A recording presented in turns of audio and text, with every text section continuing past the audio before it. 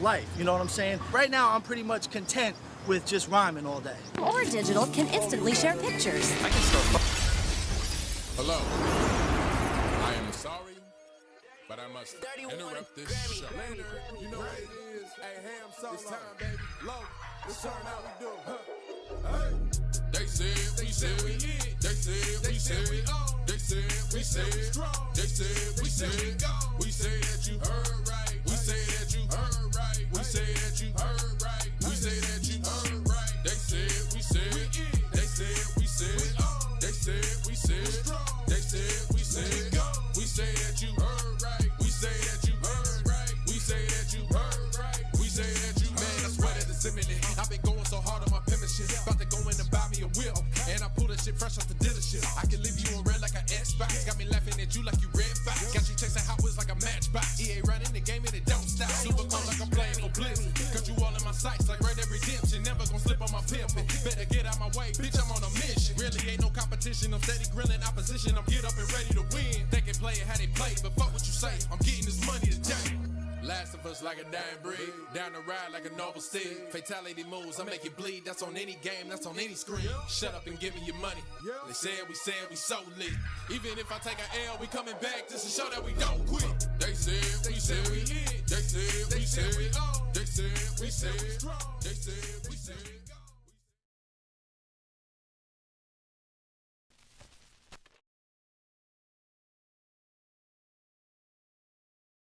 Good morning. Don't even got my glasses on yet. Oh, shit. I completely was just sitting here. I was just sitting here.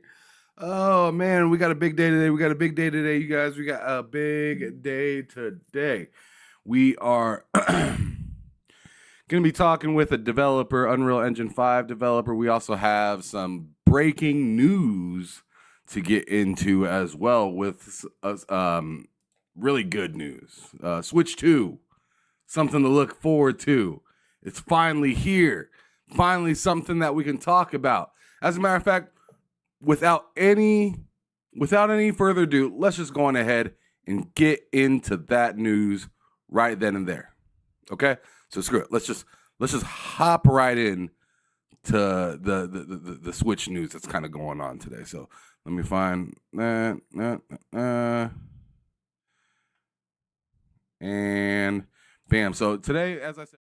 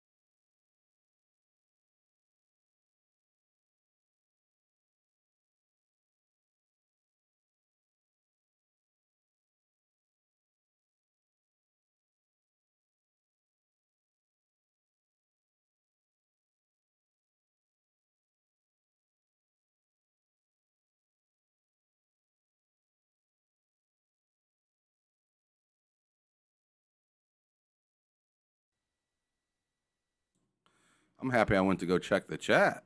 I just said, hey, I'm going to go check the chat. Because I didn't have the chat pulled up. I was like, I'm going to go check the chat. I must not have put the audio in this scene. I had it in the beginning scene. But hey, what's up, everybody? Good morning. I see all y'all. I see all of you guys. Oh, man. I just made this scene yesterday because I have a guest. And I must have just forgot to add the voice. So hopefully you guys can hear me now. Coming in crispy. Is everything good? Let me hear you in the chat. Let me hear you in the chat. Let me hear you in the chat. Good morning, everybody. Good morning. We good to go? First reply I get, we good to go, and I'm just going to keep it pushing. We good?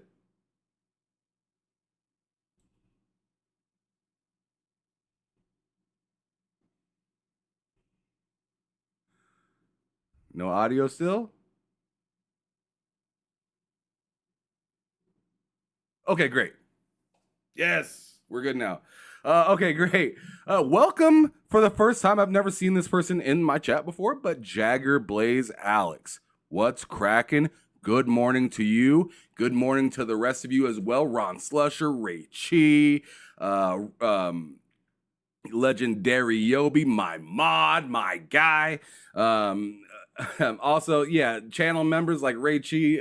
I'm really happy to see y'all here as well. It's only $2 to be a member of the channel if you want to. You don't have to. I'm more or less happy that you're just here hanging out with me this morning. We're here to talk about some dope stuff. I'm excited this morning. I also have a guest, so I'm sorry about like the audio confusion and situation that I kind of had just a moment ago. I just made this scene on OBS and I didn't add the audio because I have a guest today and I just wanted everything to look good, but I just forgot to put the dang audio in there. So my fault.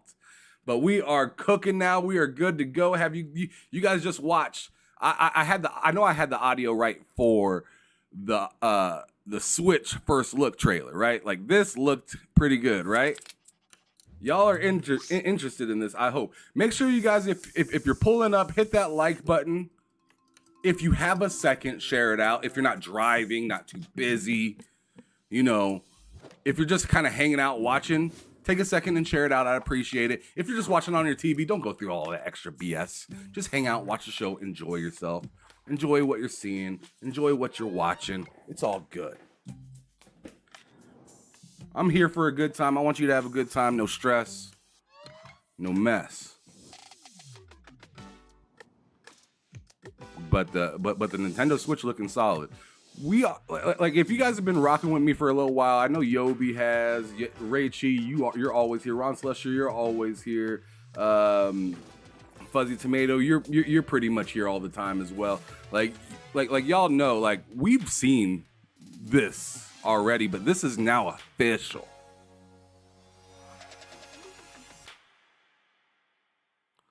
And it looks great. What I said, I said this on Matt's show yesterday. Matt Likes Game Show. I said that, I believe I said it on his show. Did I say it on his show? Maybe I said, I don't know. I do so many dang shows all the time. I'm literally here every day at 9:30 a.m. Every morning at 9:30 a.m. I'm here to talk about games. And yeah, I said on his show that I want to ask you guys, because I want you guys to tell me what you guys think, because I might be missing something. And just to let you guys know, the link that's in the description will not work until later on in the show. It will not work until later on in the show. As a matter of fact, I don't think it works at all right now until later on in the show, just because I have a guest that's supposed to be coming here in the next like 20 minutes or so. So I have that part disabled, and I'm in a totally different Discord, so it can't be disturbed. But yeah, this is exciting to see the Switch 2 and whatnot. I want you guys to answer though. What games have to be there day one, or are there already enough games for you to go out and cop the Switch 2? Do you want it right now? Fuzzy, Jagger, Yobi,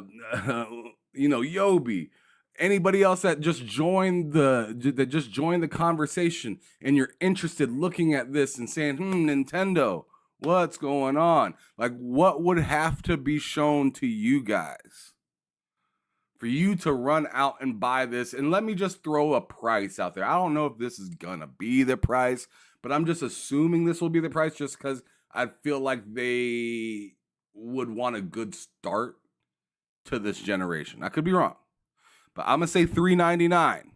All right, for $399, what needs to come out for this? Keep in mind, backwards compatibility is already announced in a thing for your physical games from last generation and digital games.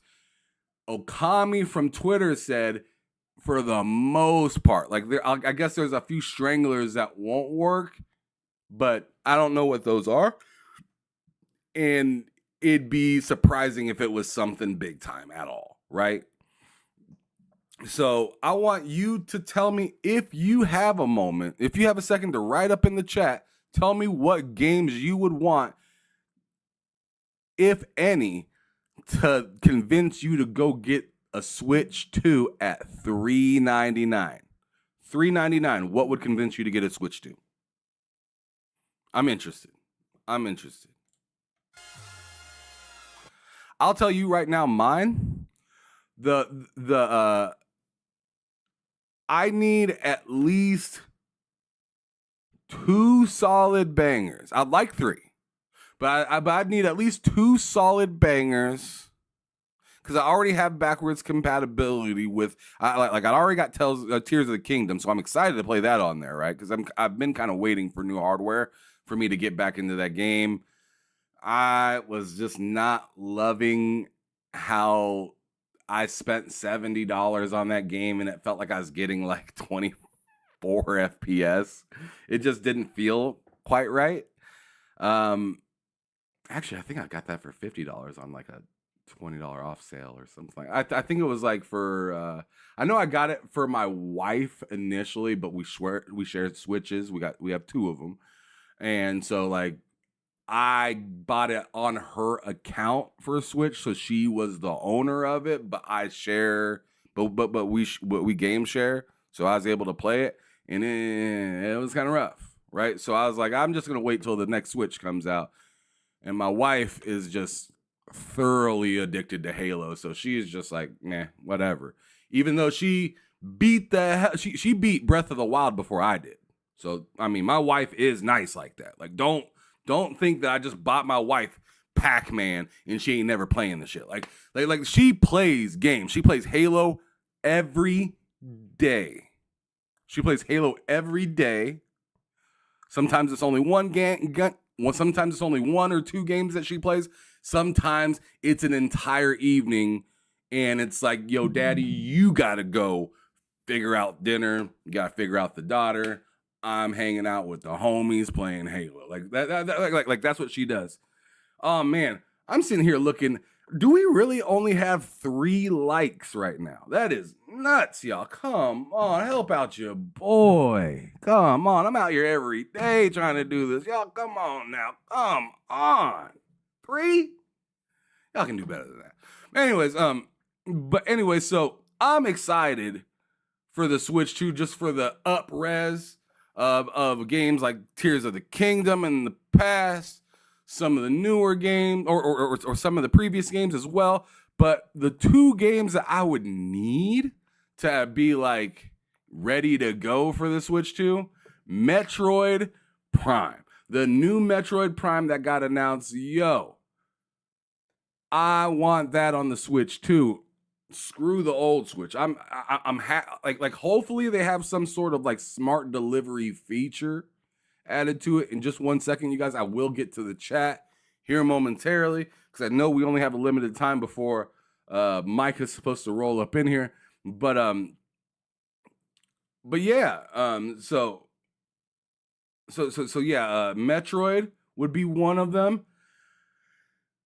I would like a new Mario game as well.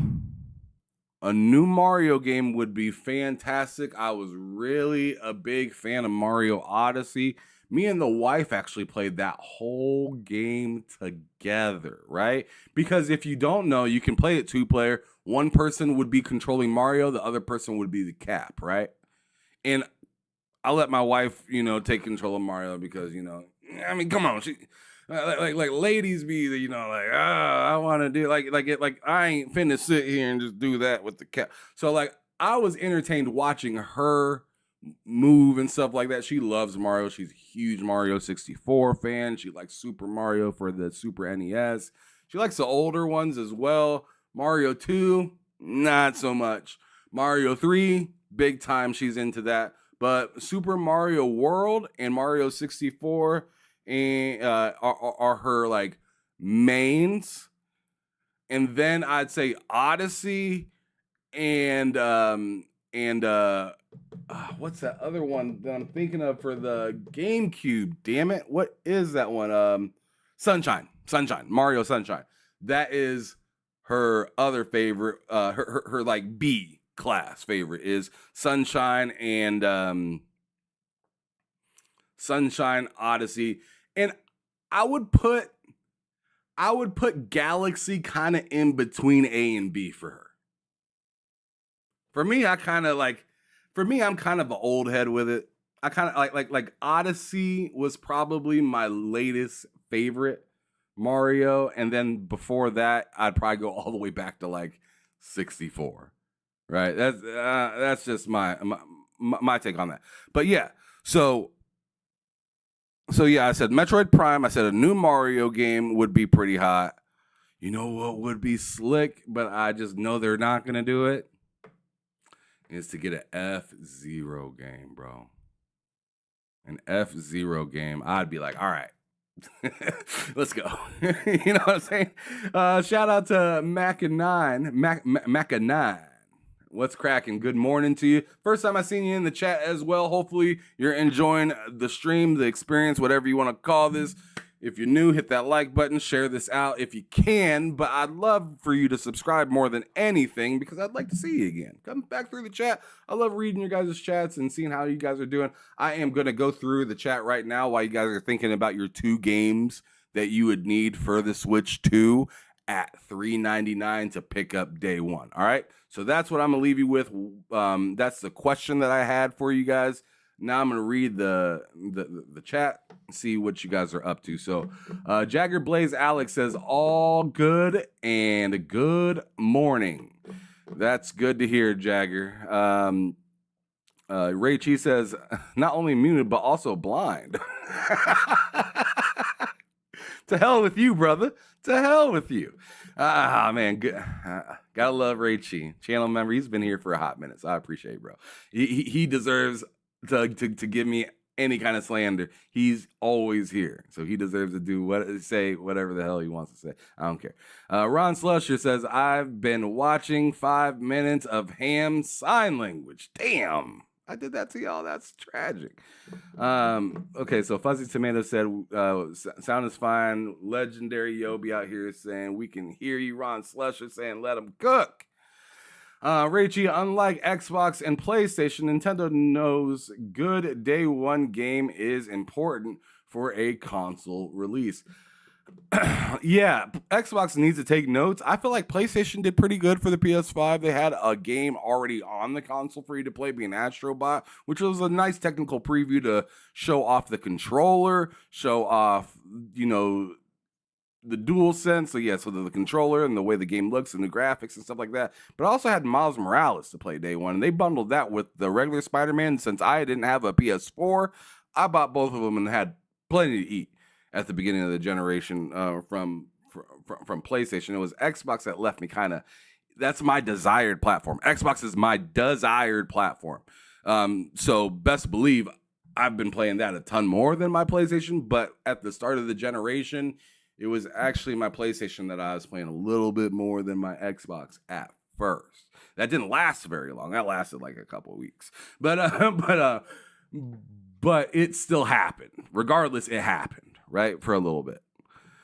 Let's see. Jagger Blaze says, new Mario or Zelda would get me in day one. Maybe add a achievement trophy like system. I like the way Jagger's thinking. I like the way Blaze is thinking. Because that is something that's been missing over there. You know what else has been missing?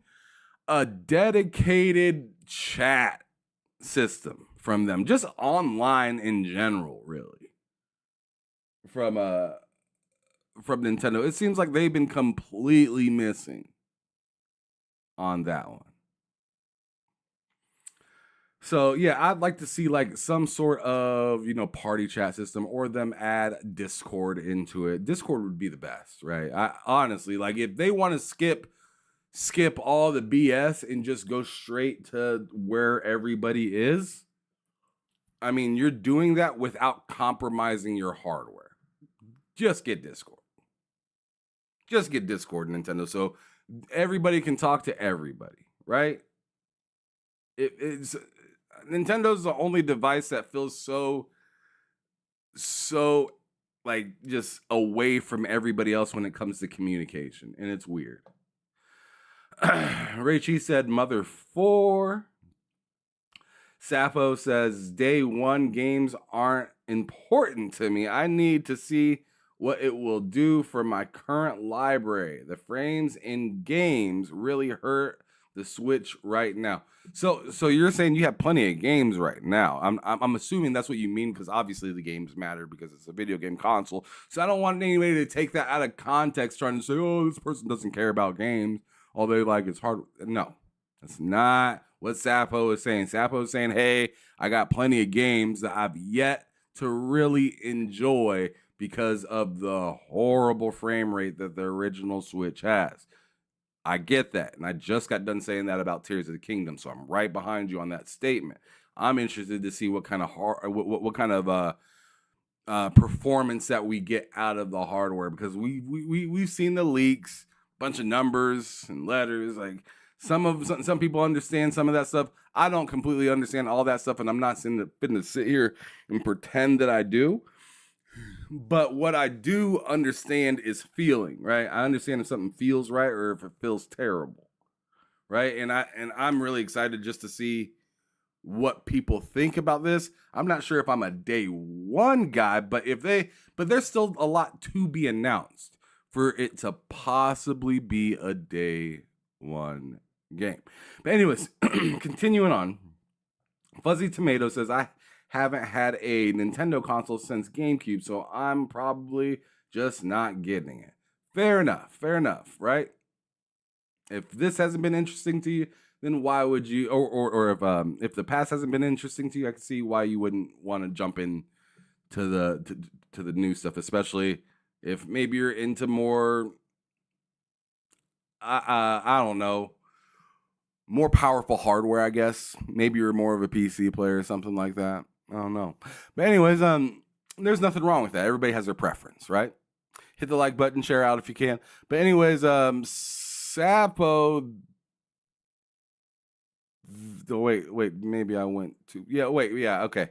So Machinina says, looks like open world Mario Kart, by the way, but a Mario-like Odyssey and Pokemon games, old school and all. Okay. I could see that. All right. Yeah, because a Pokemon, I'm not big into Pokemon at all. I'm going to keep it a buck with you, right? I'm not into Pokemon at all. So if they launch a Pokemon and say, yo, Switch 2 got Pokemon, I ain't getting it because of that. But I know that I'm not most people, right? That's fine. If Ark Survival 2 comes out for Xbox tomorrow, I'm getting it. But I know a lot of people are like, yeah, nah, I'm straight. Or maybe they have to be, see how the game goes and stuff like that. And then they'll be like, maybe I'll warm up to it, maybe not. But it's a survival game, so a lot of people, I could understand that. But like I said, I'm not big into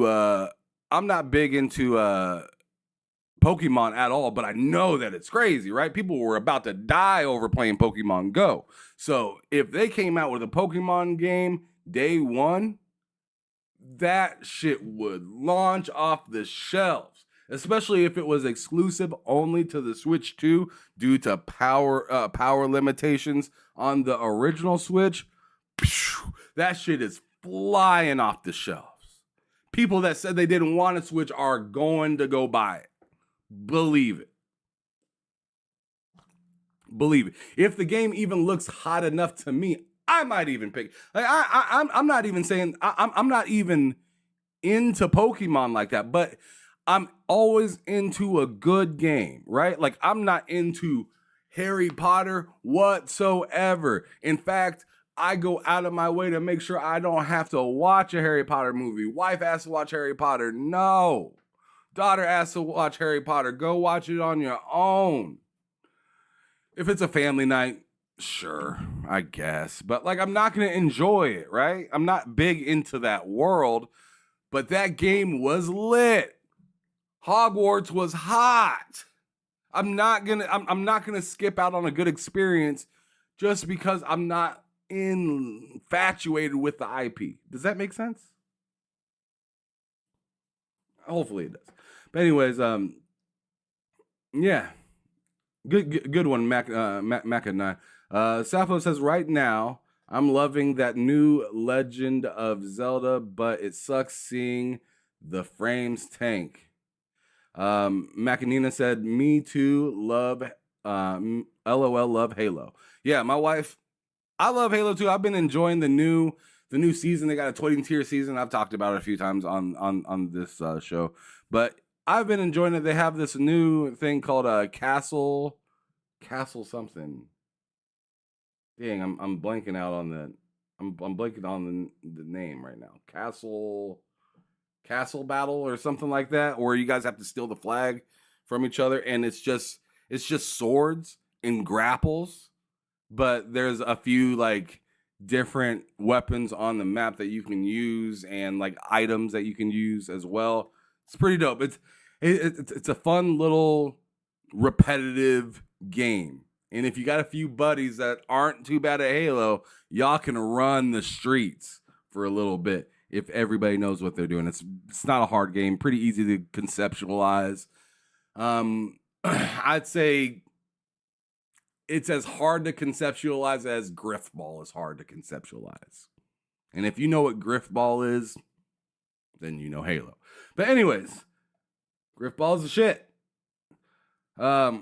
Ray Cheese says, my phone runs Breath of the Wild full speed at 2x resolution. I sold my Switch because the hardware is the worst crap in existence. That's tragic. Ray Cheese, smart though. Smart though. If you know how to do that stuff, take advantage.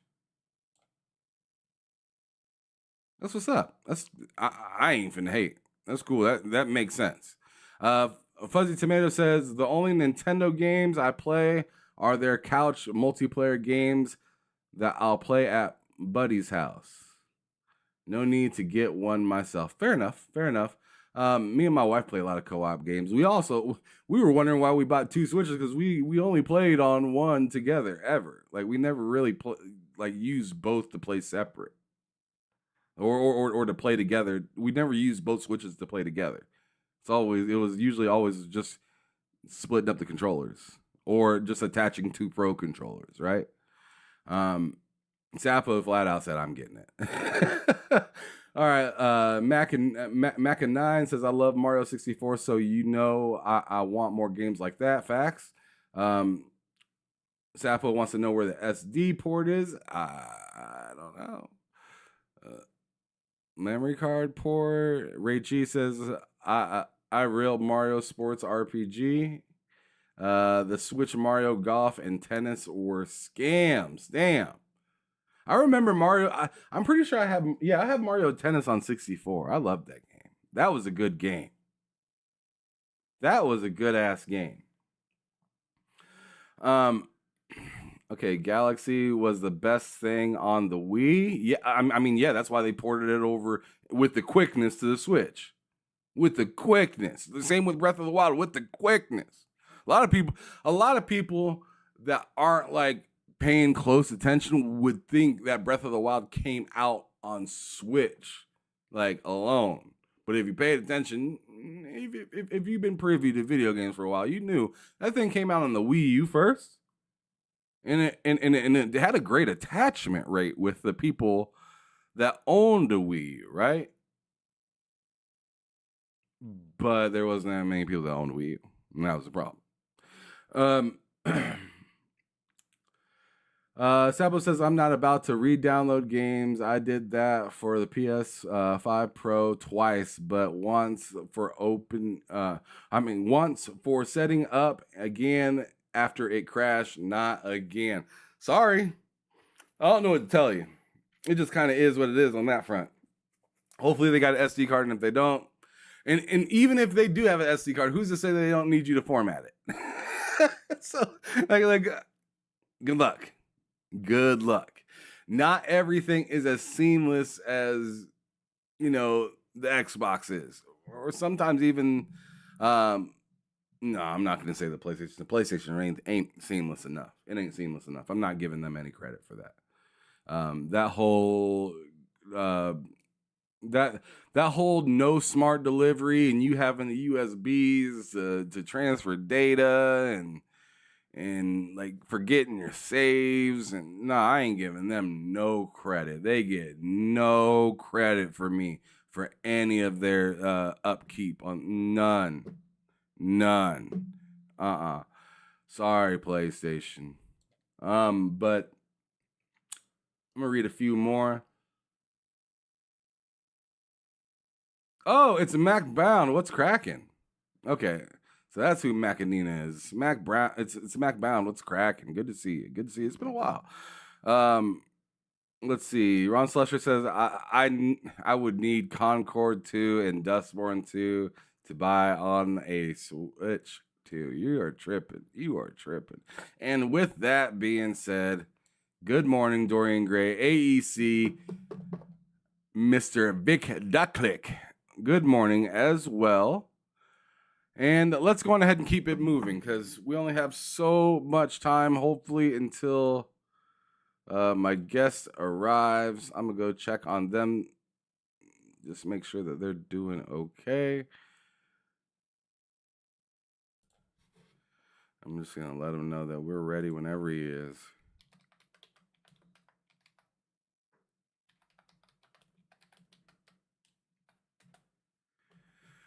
All right, sweet.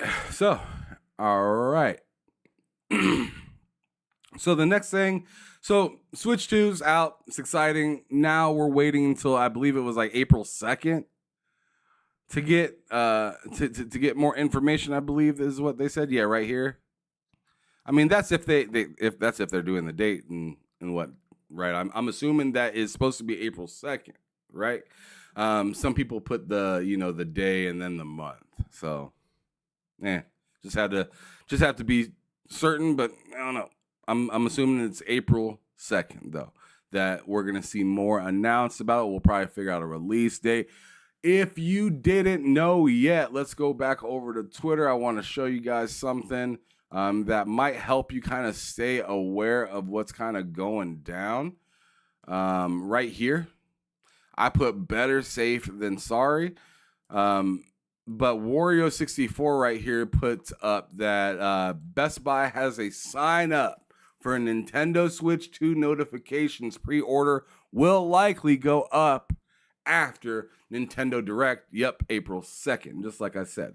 All right, so make sure you head on over there. If you use Best Buy. Oh. No rush, bro.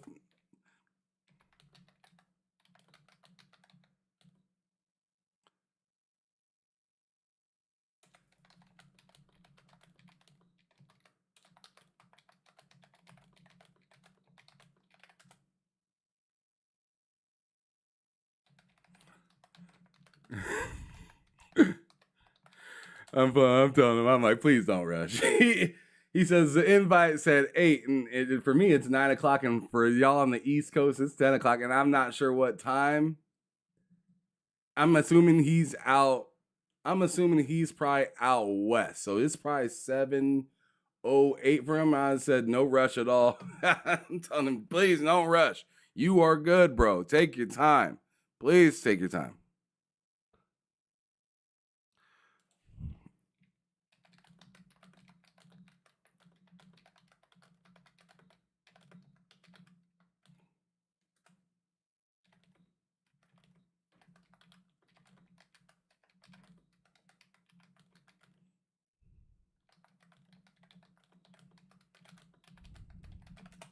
All right, cool. So he'll be here shortly. I'm happy he got back to me, though. That's what's up. That's what's up. That's what's up. That makes it simple, easy, and I'm not sitting over here playing, tapping my fingers together and shit like that. So anyway, so yeah, definitely check out Best Buy if you're looking to get a Switch 2, or at least you want to be notified for when it goes live. That's something to be able to pay attention to. J-Rock said on Twitter earlier, he said, I hope the Switch 2 isn't a Wii U situation where parents don't know or see the difference, because honestly, it looks too similar to the Switch. That is a hell of a... I'm actually going to put that on the screen, so just a second. Just a second. I want your guys' take on that. Do you think that there will be a problem? Do you think that there will be a problem with this? Because that is a concern to think about. I didn't even think about that until he just said that. That's interesting. And see, this is why I like all different types of people to talk to. Instead of just sitting here in a think box, sitting there talking down to y'all, I like y'all to come join me. But right now, remember, this is a call-in show, and I usually have people call in and talk to me. Right now, I have a guest that's going to be coming on in here in a little bit, and I don't want to spook them by having random people just jumping in saying shit, right? So after he leaves, whenever he's done, then I will go to the correct place and I will have that call, that call slot open for you guys to be able to join the conversation if you want. Devil Shooter 126M, good morning to you as well. Yeah, good to see you, G. Maybe what's cracking? Good morning with you as well. Please, you guys, we got 14 people watching. I got 4 likes. What is happening right now?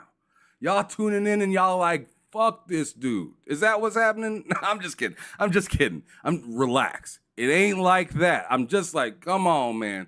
Hit that button, please, for your boy. But anyways, let's keep it pushing. So this is an interesting kind of thing to look at, because the Wii U situation, I don't know if that's the exact same. I don't think the situ with the Wii U, to me personally, was the confusion of parents thinking that the Wii U was the same as Wii. I don't think that was it, as much as it was just not like, it didn't make as much sense as the Wii did. Like the Wii was more like bro, the Wii was marketing to people in nursing homes. It was a different animal. It was a completely... the nursing home looked at the Wii U and said, y'all changed. Y'all are not for us anymore. You know what I'm saying? So I don't think they got confused. They looked at the Wii U and said, the fuck is that? That's what they did. Right? They looked at the Wii U and they said, what the hell happened? Y'all went from the Wii to where I'm dancing, knocking motherfuckers out with, with the sticks, throwing it at my TV. And now I got this massive chungus that has a dongle on it that, a freaking cord that goes to another machine. I can only unplug it for a small amount of time before it dies, and then I gotta go through this situation all over again. Good morning, Jason Patillo. Good morning, Voidlock. What's cracking, you guys? But serious, it's not great. It wasn't a great transition from the Wii to the Wii U. It just didn't make any sense. The Switch to the Switch 2, the only thing is they look very identical. y'all better make that 2 very noticeable, right? Y'all better tell, yo, Walmart, take the Switch and put it in take the regular Switch and put it in a separate section, put it in the weak ass Switch section, and put the new Switch 2 with neon lights around it. Do something like that. You guys because those 2 things side by side, one just looks like a XL version to the other one that just looks like maybe the child's version, right? The regular Switch that we all have right now versus the Switch 2 looks like the grown folk Switch. And the original Switch looks like now what the Switch Lite was. Like it just got demoted to Switch Lite, essentially. The regular Switch got demoted to Switch Lite. Even the OLED, you got demoted. You are now a Switch Lite as well. You are a Switch Lite that has Joy-Cons that can eject, right? That's how I felt. That's how I'm kind of looking at it. So I'm interested to see if what J-Rock is saying, if there's any validity behind it. Shout out to J-Rock too. He's a dope brother. I interviewed J-Rock a couple years ago on this channel. He's a good guy. My channel was actually the first channel J-Rock ever showed his face on a camera in a podcast. That was TSWS Gaming right here, son. The same channel, yes, that had Seamus Blackley.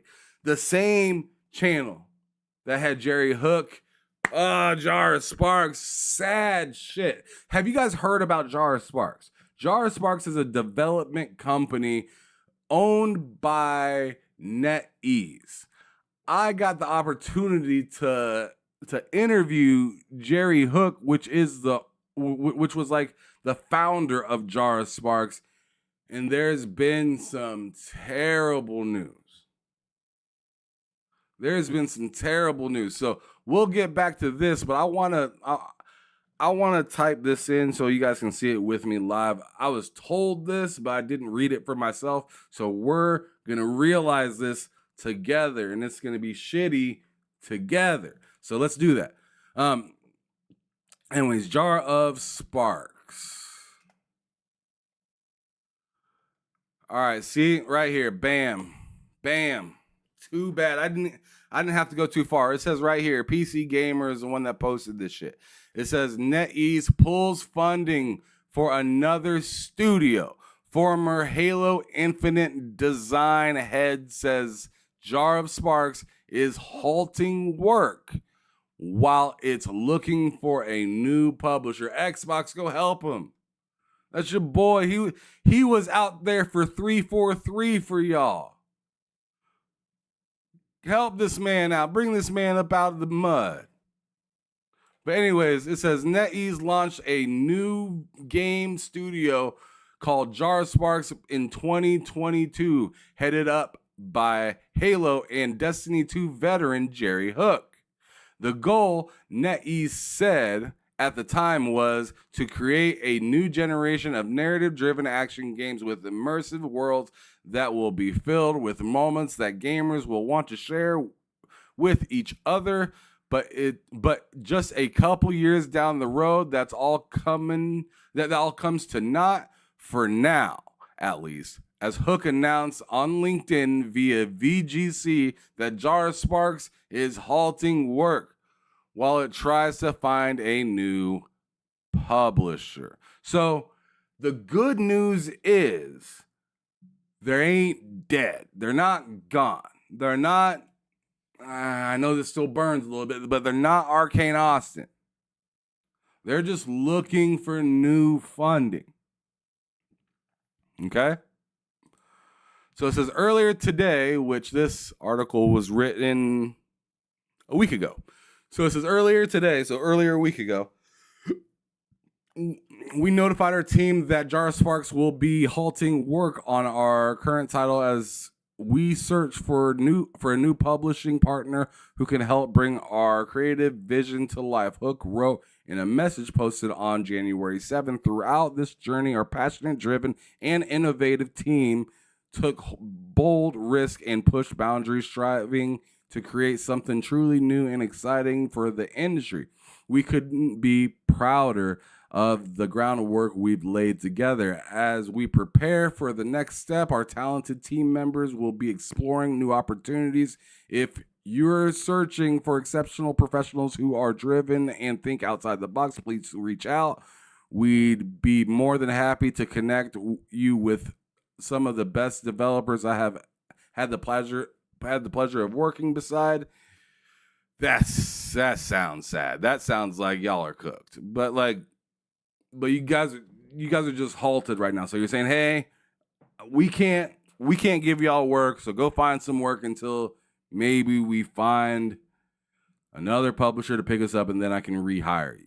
Ugh, yikes.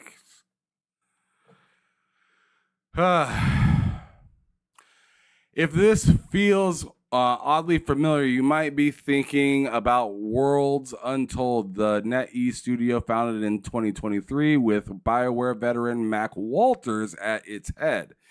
That studio also had big aspirations to create IP with depth and possibility that can't be contained in a single game or even a single medium. And Walters, as did Hook, praised NetEase as the ideal partner for the new venture. In November 2024, it too paused operations after NetEase decided to halt financing. Dang, taking dreams away. NetEase, goodness gracious, taking dreams away. Much like the Worlds Untold situation, Hook's message suggested the situation is temporary, and it may be it may well be. Hook concluded by saying that we look forward to updating you all with our next step in our journey, but the fact that employees are now seeking new opportunities, which is to say they no longer have jobs, pretty clearly indicates that this is more than just a bump in the road. That's what I was thinking, right? Like, yo, this is bad. This is really bad. It may also point to a broader shift in priorities at NetEase, which said when it ended funding for Worlds Untold that current market conditions have required us to reassess and prioritize our opportunities. Numerous other companies have cited market conditions just as justification for layoffs and closures over the past couple of years, and that's no doubt part of it. But NetEase also recently renewed its deal to operate Blizzard games in China, which the company said in its November 2024 fiscal results has reignited historic levels of player community enthusiasm and seen a significant increase in pre-shutdown player numbers. The company may simply be looking to retrench with guaranteed money makers rather than rolling the dice on new projects. I've reached out to NetEase for comments and will update if I receive a reply. So essentially they're like, hey, we're going to not look into anything new, and we're going to invest into what already is mad boring. Thanks, NetEase. You're saying I'm doing what other people are doing instead. And then people want to get butthurt when then new studios come out and use AI and stuff like that.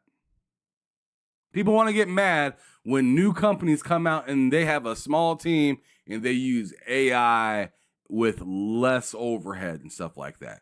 Because when you try to get with a big company like something like this, you end up just losing funding just randomly. Just all of a sudden, we're done. It's over. So I don't feel bad for any developer that's cutthroat and says, yo, we're gonna do this the way that we want to do it because it's our money And I don't trust anybody big. Like a NetEase. Like a Microsoft. Like a Sony. Hell, even a Nintendo. It doesn't matter. Some of these big ass companies, I mean, obviously they're only looking out for themselves. They are not looking out for any of these developers. Tencent. No. They don't care. Ubisoft. No. EA. Fuck no. Well, I mean, the team that brought out Dead Space remake wanted to do a Dead Space 2. Shelved. Because all that matters at the end of the day is making money, not making something that's memorable, not re-updating something to look great and remain good on the eyes at this time, you know, compared to maybe 20 years or 15 years or 10 years even prior, right? These folks are out here just milking. That's their whole plan, is to milk.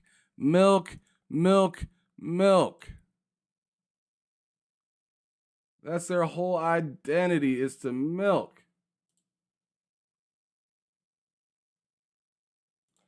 Oh boy, I think I made a boo-boo, y'all. I think I made a boo. Let me see if I can transfer over real quick. All right, there we go. Cool. I think I'm good now.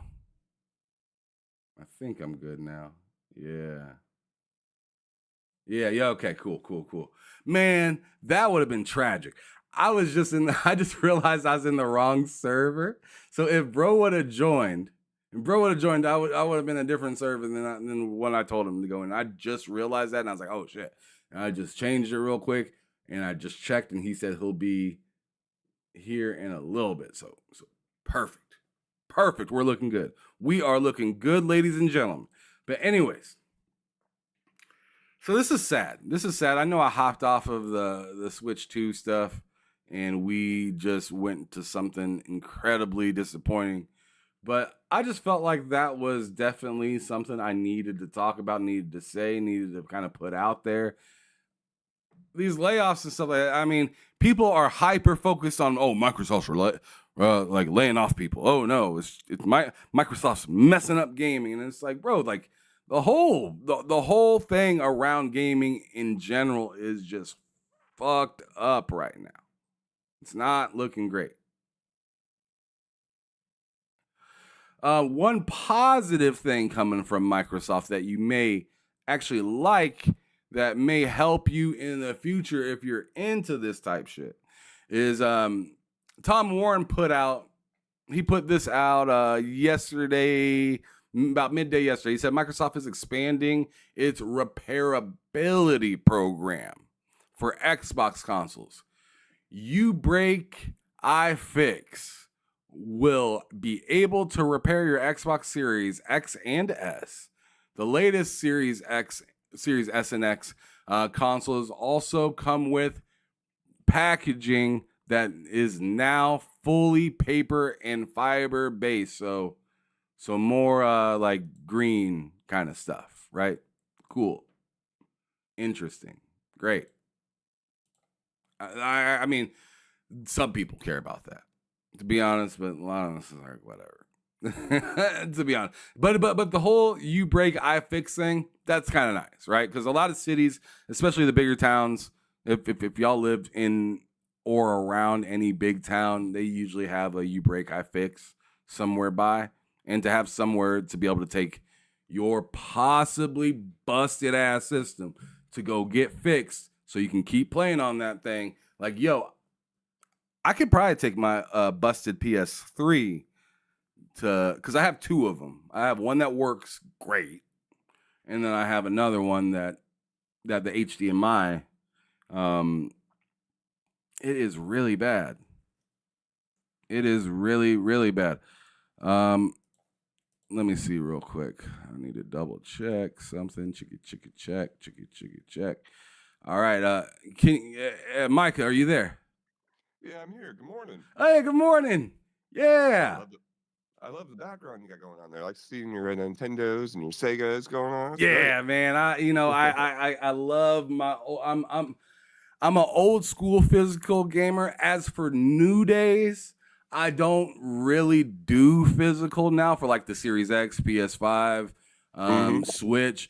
I do physical if there's a deal, or else I'll just like do a combo digital. pack or a cool physical, right? Like a Right, or I mean, I guess that was digital too. I about pointed to my Starfield thing, but that only came with a watch. I didn't come with no physical game.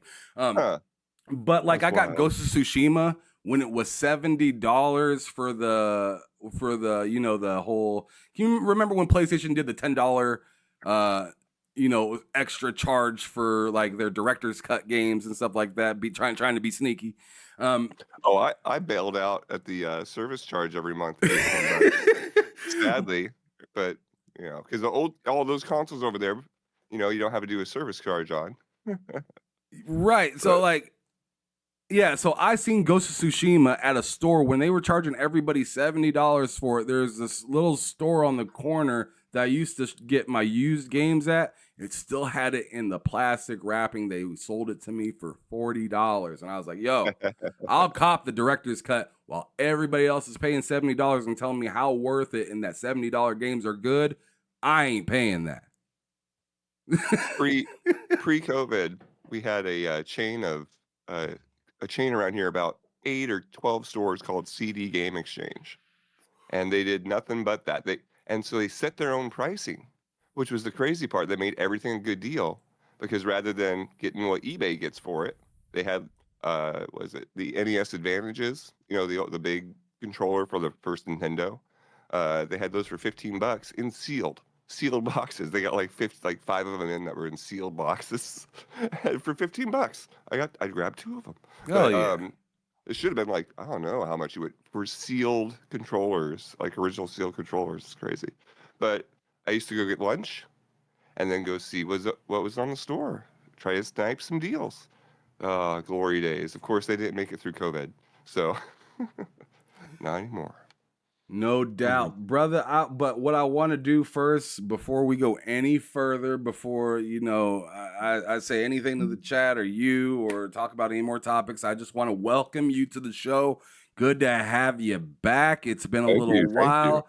You've been putting in some heavy work over there on Unreal Engine 5. I've been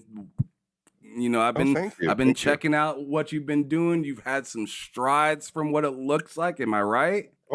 Oh yeah, I'm having a great time. It's a wonderful engine, wonderful people to be with. Those physics that you're working on in Unreal Engine 5, I'm still blown away. Just the other day, I actually messaged you while I was on stream with these guys. Right? I was like, yo, I'm messaging Mike right now because I ran into your page and seen the whole the Superman looking thing where you're flying through the shit. And I was just like, bro, because like I said, I've been keeping up with you for a little while, and I was like, bro's been making some strides, and look, like every time I see that shit, I just pause, I just look at it, for a minute, because I just like to see all that destruction in what looks like a real city. Yeah, thank you. Yeah, no, it is. I mean, you've seen the Matrix sample, right? Or from Unreal, they did yeah, cool. Well, now, are you talking about the Matrix, the one that's on your YouTube page? Yeah. Yeah. Remember, I showed that when we were on the show that one time. Yeah. No, I'm just like, yeah, it's a full real city. Yeah, I've started partnering with the Giantess project. You've probably seen that. It's like, how do you use that much destruction? There's not that much in your daily real life. We don't blow up buildings that often. So it's like trying to find a game that is, people want, can think about, that's in our mindset. And so I found one game, which is the Giantess Playground. And that's where you're just piloting a giant woman around, destroying the city. And that was a good fit. So I'm helping them do that, the destruction technology in that game, and looking at what other games or what other groups have a story that needs that type of destruction, rather than just trying to shove the story I love Goat Simulator. My son loves Goat Simulator too. But you could definitely see they had a game of physics destruction, and they're like, all right, how do we make it fun for people, give something for people to do? And so rather than going down that route as heavily, which I've been trying to do, it's more like, who has a story that needs this? And so it's cool finding those people and trying to help those people out. That's awesome, man. Well, congratulations. Now, one thing I've been seeing that I see on your page that you have, I believe, you have it pinned. Can you talk about that a little bit? Like, what's going on with that? Is that your tech that you got running that? Yeah, I mean, I seem to like to take a little break and do some Star Wars around Christmas time every year. It's like, I know I don't have the IP for it, but I love it so much. I want to fly a Star Destroyer. And so I've released a plugin called the Nanite Niagara plugin, which is just bringing some of the newer technology of Nanite to be enabled on their particle system, Niagara. And with taking that to the next levels, a few extra levels past where the plugin is right now, I put in all the physics stuff. So yeah, that is using my whole physics system, but not the one that the plugin's at yet. But my goal may be to release a physics plugin so that any dev can go ahead and grab that as the example template, or maybe the city example as well. Because it's not just giving people my experience in the plugin and letting them run with it. I think it's best to try and help people actually end up using it. Make it easy enough and see, hey, this is how it To plays be and can honest, help you'd tell probably your make. story. I mean, in a business standpoint, you'd make more money probably sharing it than you would just using it all by yourself. Well, I mean, I think it's, of course, my hang up. We started this off talking about $9 service fees for Sony, right? And I'm like, I can't here we do go. that. Yep, that's a service So fee. it's like, if the only way to really make money off of that is to do it off, hey, give me 10, 20% of your game. And that's that's a service fee, right? So it's like, and if you sell something for, like $1,000, let's say $1,000 might make it work on like the asset store, because there's only like maybe, I think, 2,000 people that buy assets off the store. So it's just like video game size of audience versus developer size of audience. It's so scaled. So I don't know yet. I'm trying to figure it out. But I'm glad I've been able to partner with a couple people, and we're having fun making some cool games. So that was the main thing I'm doing. Is like wherever the momentum is, I'm just sort of going with it. So I mean, you're just cutting through those asteroids like a knife, and just you're just like making a trail. Oh, and it stays there forever, right? So I mean, that's the fun part about Nanite and how the new engine works, is that you can go ahead and just fly away from that planet. You can head all the way back to Earth and look back at the ring and still see your trail on the ring. So I mean, What's like the memory versus tether kind of like of something like that? It's with how the system is working. I'm just putting everything back in the way it was. So we're taking it out of a ISM, which is an instanced GPU version of where things exist, and then we're animating it, and then we put it back into that spot. And that spot is the most optimized space to render things. So really, it's not anything hard. It's just getting the systems put up and functioning with each other in the right way. And then it works. It just stores itself. The only thing that's missing, there's two major issues. One, replication. So if you wanted to have 100 people in there all destroying the asteroid field and all seeing what each other are doing exactly, you're going to have like 10,000 asteroids trying to replicate. And you can only replicate about 100 things at once. So there's a big gap. I have some ways around that, but I need a team for that. So multiplayer is a gap. And then what's the other one? Multiplayer, I think, is the biggest one. So I mean, because it's either a single player game or a multiplayer game. So right now it's not really meant for multiplayer. Although that's where I'm heading with it. That's where I want to be with it. So that's my goal. Okay, so the idea is to create multiplayer in a setting for something like this. Great question. What's my idea? My idea is just I'm like, if I'm going to be working in games for a bit, what's something hard? And I said, movement's hard. So that's why I spent time is working on movement. Now I have figured out a really good way to paralyze. Is that saying that right? Paralyze. I feel like I'm saying I'm going to cripple something, but no, where they're all running in tandem together. Paralyze.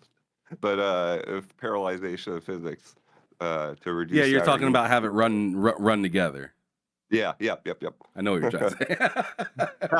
Half my tongue's paralyzed from birth, so it's a little harder to make some of these words out. Sorry about that. No, you're totally Oh, fine. You're totally fine. I'm enjoying the conversation. It's making sense. It's always a treat to me to kind of like listen to somebody explain what inside of the hood looks like, because it's always so different. oh yeah. Well, I mean, that's just.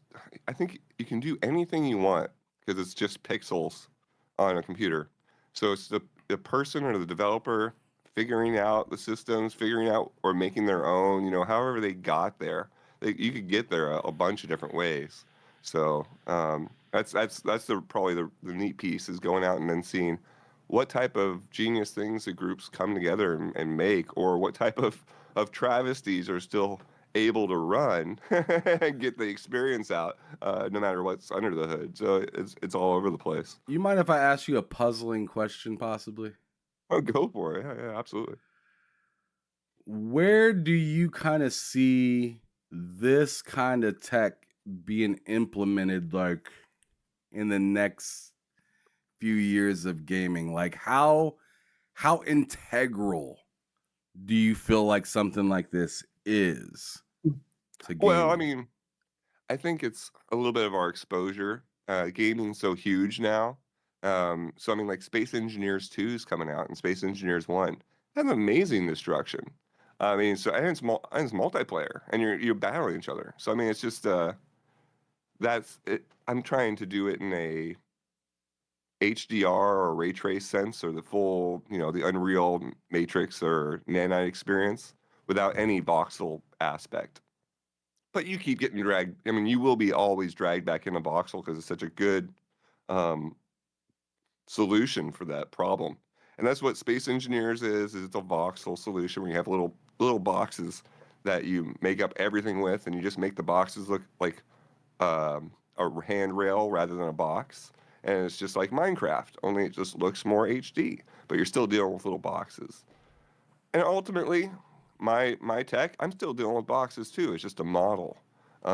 So I think it's already in place with Teardown. It's already in place with BattleBit, old Red Fraction games, old Battlefield games. It's already in place with Space Engineers, and I have to assume that. I mean, these are all. I mean, Starship is that? Or there's two Starfield and Star Citizen. I don't play those games. I hear they have lots of hamburgers going around, slowing down the physics. So they have to have some destruction physics. It's just you can't be out there and play every single. I mean, maybe some people can. I can't play every single game anymore. Starfield, I'll tell you, I love Starfield. I bought the whole, extra edition, got the watch. Like I'm a huge Starfield fan, but something like what you're showing on the screen is completely missing Huh. in that game. And they have amazing tech. I mean, all these games have amazing tech. So it's just that they haven't focused on it. So I mean, I believe they can get there. So I mean, it's sure. Well, I mean, And there's I'm there, modders so I that know they have can. put it into the game, right? It's just not I mean, in it originally. well, and it does. I mean, I would think that anything with a spaceship. I mean, to me now, when I look at games and they don't have movement, I'm just disappointed because I'm just like, this building's never moving. This is just how and that's great with the story for how that game works, and it really goes back to that art direction. So like Starfield, do we need this type of destruction? Do we want to spend some of our money there and hours and years there and delay whatever it is there, or does our story get told what we have? And that's where it's like I'm trying to find those people that the story demands destruction rather than trying to find a story where I can shove in destruction. Because you're That's gonna get a kind of better cool. experience, right? So That sounds man, I'm trying to think of that's very much like what's the game I'm thinking of? Like Earth Defense Force. yeah, that's actually Like my that game partner right has now. incredible destruction. Like that game is kind of known for Yep. get No, out I the mean, way building. There's bugs behind it. and the thing I would look to do different from that really is just to make it look better, more realistic, more cinematic. Right. And then of course it's whatever game it is. So right now it'd be a giant woman that's crushing and hunting you down, like playing hide and seek with you would be the game we're working on now, and then we want to bring that cinematic destruction to that game. So it's like I'm kind of focusing just on the cinematic destruction aspect is my goal, and then let the other game developer focus on the actual game, the fun, the story they're trying to tell. And yeah, I guess that's where the consulting things fall on are taking me to is less overall game, more focused, which is fun. So I want to ask you a personal but not personal question, right? So like I want to ask you, like, are you self-sustaining? Are you a self-sustaining developer? Currently, yeah, it's been that way for the consulting's been able to keep me self-sustaining, but That's awesome. I do it to offload. It is, but it's scary as heck. I mean, it's so much time as a entrepreneur.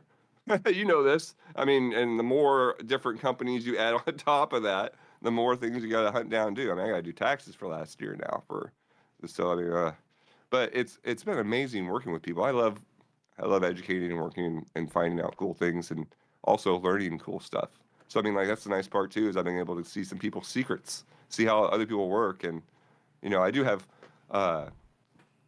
need to put a better polish on what I put out because yeah, I could better represent what I know, but I just try and get stuff out quickly because I'm running so fast.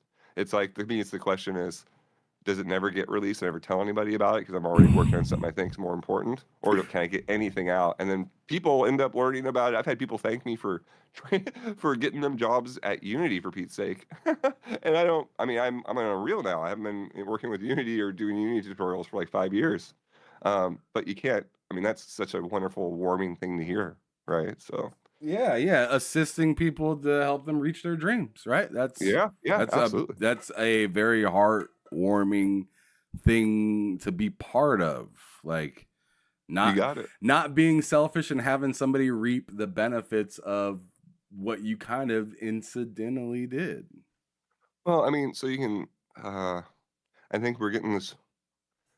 Society is messed up right now. I think everybody has the ability to make beautiful art and be a genius. I think that everybody is a genius. I think we're all gods to like, give you the real detail. So like whenever anything's, setting up a disparagement between that, it's like, no, just put the right tools in the person's hand. Let them have time to make their art and then support them and it works. So I mean like just I'm not the only one that can make the destruction. Just give somebody else 2 years and all the funding, and a drive to want to make destruction or make movement, and they'll help me out. They'll be right there. They'll have a unique solution we can combine together and make something even cooler. So, and I've just seen that nonstop. So yeah, that's great. Yeah, I have the excellent game dev Micah, a very respectful and kind brother out in these streets working in development for Unreal Engine 5. I have him back here with us again this morning to talk about some gaming, some development, some contract work that he's been up to, and also just there's been some general announcements lately that I want to go over and talk to him about as well, because not only does he work in gaming, he's a gamer. I mean, that's the whole reason that he got into gaming in the first place, because he liked gaming. So, amen. But before I do that, because I do have a really particular question that I have to add on to the last question that I asked you that kind of leads up to the reason I asked you if you're working, on your own or whatnot. But before I do that, I do have to get back to the chat just to show a little respect to my brother. Epic Gamer said for a $10 super chat, he said, to save our Mother Earth from any alien attack, from vicious giant insects who have once again come back, we'll gather all our forces. We won't cut them any slack. The EDF deploys. Yes, I love that game, so I had to read it like that. I did. Excellent. And shout out to 108 Dragon in the chat as well, my brother. I got to see him when I went to the Game Awards. He was the Oh, brother nice. that got me to meet some other people that helped me meet some other people. So 108 Dragon's a real one out there, you guys. Respect the brother, respect his game, respect his chain, and respect this brand new bust down watch. That thing is nuts. He has diamonds all over. I seen that, brother. You posting that on Twitter, you doing too much. But anyways, back to That's the awesome. back to the sauce. I gotta ask you now, Micah, like, so I asked you about like you working solo and doing your thing because I know it will pop up on the screen for you if you're watching the show at all. But like, but if you're not, I'll just read it to you. Earlier, I talked a little bit about a person that I got to interview not long, or actually a couple at this point about a couple years ago, and it's kind of a sad situation. He's a great guy. Brother's name is Jerry Hook. He used to be a developer for 343 for Halo and Destiny. Well, he worked for Bungie as well. So obviously he worked for if he worked on Destiny, he worked for Bungie as well. So but he had a studio called Jar Sparks from what is it called? Funded by NetEase, right? They recently just pulled his funding, Hmm. and now he is looking for another publisher. And I'm just like, man, that's the gaming industry right there. Like, I mean, people are getting mad at all, and maybe you can help correct me, right? Because I'm not a person that likes to think I know everything. I like to think that I have common sense, but I don't like to expect to know everything, right? Because nobody does. So I mean, I would just say that's what I've been hearing from everybody. So I don't have any really counter to you on publishers or any VC funding or anything like that being good for games right now. I've been to a lot of meetings. I mean, I haven't been hunting for it myself. okay, I do know people that have been receiving it lately, but it was on. And so I mean, I know some good stories, but the overall theme has been what you've been saying. Yeah. yeah, it's just scary. So like, I got to ask you, as a person that's working and doing things on their own, like, how do you feel about maybe or possibly in the future teaming or working up with any of these publishers as a developer or coming into some other development role? Like, how do you feel about that? And then also my second question, the B part of that was A. The B is, how's like the word on the street been feeling from your, from your noisy corner, I guess I could say. Well, I mean, it's a difficult question. Um, Everything's so expensive, right? And it depends on how your studio's set up and really what your plan is. If you're going to do a publisher, it's probably better to do it like as early as you can and have a connection and have them give you some idea before you start working on the project. Because I mean, it depends on what situation you're in.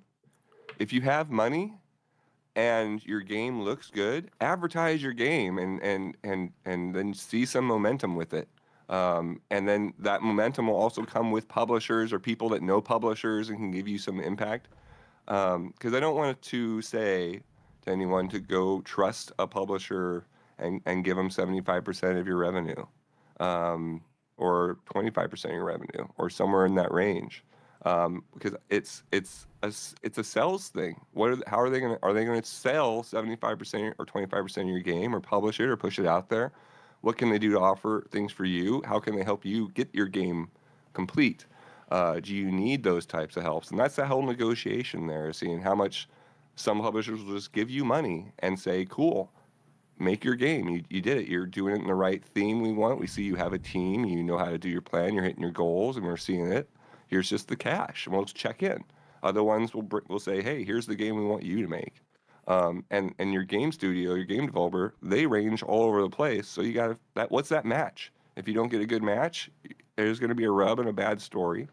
And while that's all going on, you have Fortnite kicking butt for free.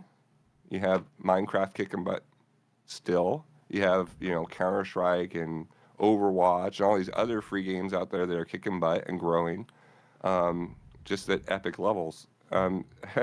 So I mean, it's a mess. Money's been tightened up, which means those publishing deals will probably be a little bit weirder too. For me and my mindset, like you said, what's my personal thing is like, holy crap, there's going to be a lot of demands out there, and I'm getting a lot of momentum right now. I'm getting a lot of publicity right over the last few years or so.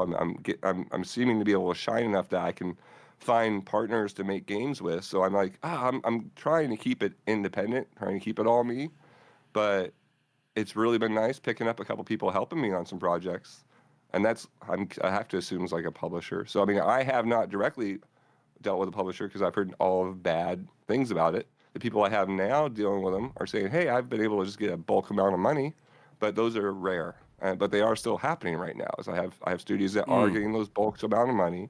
They are finding matches. So I'm hearing some of it, but that's the rare part. So I mean, it's all over the place. Yeah, and you can always say, "Yo, Ham, stop, please, enough." You can always tell me that. Question. But like, I'm like a minigun of questions. Like I can keep going and like like I can do this all day long. So if at any point you're like, bro, I gotta get going, I gotta get moving, I gotta do something, just let me know, and that's fine, right? But I definitely do have another question upon that. So so you were talking about bulk funding and some things where you have to kind of show results to then get more funding, right? I'm assuming that's what you just got done kind of telling me, right? Yeah. I mean, it depends on what your studio or what that person can handle and what the publisher and how they're framed up and what they can handle.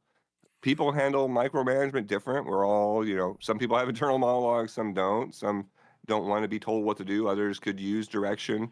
I mean, because these publishers have other studios they've done this for every day in and out. They'll see trends in what you're doing that worry them, and they'll want to tell you about it so you can not go through that pain. But everybody, I believe that we learn best through our own experience, Right. which means you might have to go through that pain. And the publisher or anyone trying to help you might be saying, hey, don't do this. It's bad. But you're like, no, that's exactly what I need until you go. So, where are you at in that situation? Where are they at in their ability to mentor you? And it's just all over the place.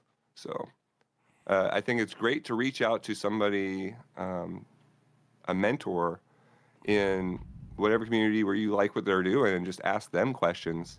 It's just should be the same thing as the publishers. Like, just to work better as a community and talk to each other. Just a simple yes or no could save you a month, if you have to try and figure it out yourself. Yeah, it sounds like sometimes you can get like what would be called like a 360 deal in like music, right? Where it's like you get paid pennies, but the company gets paid massive if you put out a banger. Yeah. And you're only as good as your last song. Well, it's more that whatever you contract for is what you're going to be contracted for. So, I mean, if you put out a banger and they're taking 75% of it, and then Steam's taking 30% of it, and then the government's taking their 50% of it, you're not getting the banger money. Steam's getting the banger money, and the government's getting the banger money, and you're struggling. So if your game's going to be popular, just make sure you get the percentages right. So I mean, like, big worry if you're at 50% or 75% to a publisher, they better just be bringing a lot. That's all I'm saying. Gotcha. But like to get into that situation, because there's been so many studios over the past like 5 years seemingly to have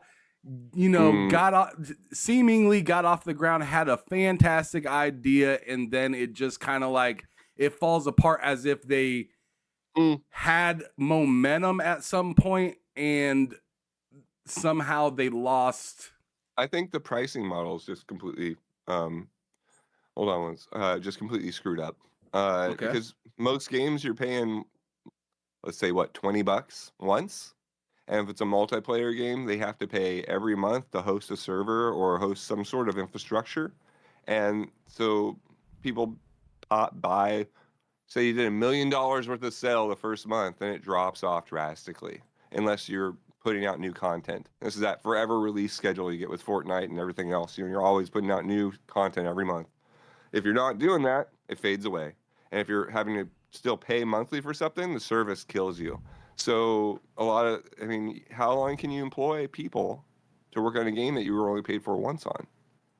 So that's what a lot of people will say that, including myself, I'm not completely, this conspiracy theory I think may hold some weight, which is that if you have people cheating in your game and you ban them, they have to buy your game again to cheat again in it, or just play it, and you ban them again. It's reoccurring revenue. So you have cheaters that can keep coming in, and that's the only people rebuying your game, so you don't really want to get rid of cheating. So, when you look at how screwed up the financials of it are for multiplayer games, it's hard to get away from that conspiracy theory. All right. So with that being said, so you're like, yo, cost is going up. Things are more expensive to produce. We as customers, we only have so much money to spend, right? Well, it's just that the financial structure of a one-time payment for a multiplayer game that is reoccurring cost to the developer, right? It's just flawed. It sounds terrible. That's why Fortnite's able to be out there for free, is because everybody buys stuff in the store nonstop, and they do that even though they already have the game. So they're buying, let's just say they're paying $10 a month, which they're paying way more than that. But it's all, maybe it's 10% of the 14 million people that play it. So 1 million people are paying $10 a month. Cool. That will fund everything. Where you have another game that, is $50, one-time charge. 1 million people bought, they got their $50 million. Hopefully they spread that out until the game dies, right? Because that's the money they have to pay their people and pay for infrastructure until the game is dead. So it's just not a business sense thing. It might be caught people, or when this all started, is that we sell a good and then we don't need to maintain it. That was like the old way of software. You sell a good, you don't really need to maintain it. You play Myst on your computer by yourself. You load up a CD. Things are good. Now we're rich. We don't have to host anything. Today you have to host up a free Fortnite. And then you have to have 1 million people playing it, and then want to have skins on their characters. And that's a huge barrier to entry for everybody to have a free game that is multiplayer. So, okay, quick little sidebar question before I go into the next topic. That's kind of sound. It's going to kind of flip what we just got done talking about upside down a little bit. But I have somebody in the chat that had a question kind of for both of us, but I'm going to aim it more towards you because you use PC to develop and all sorts of different stuff. So you have a good idea of, how things kind of work.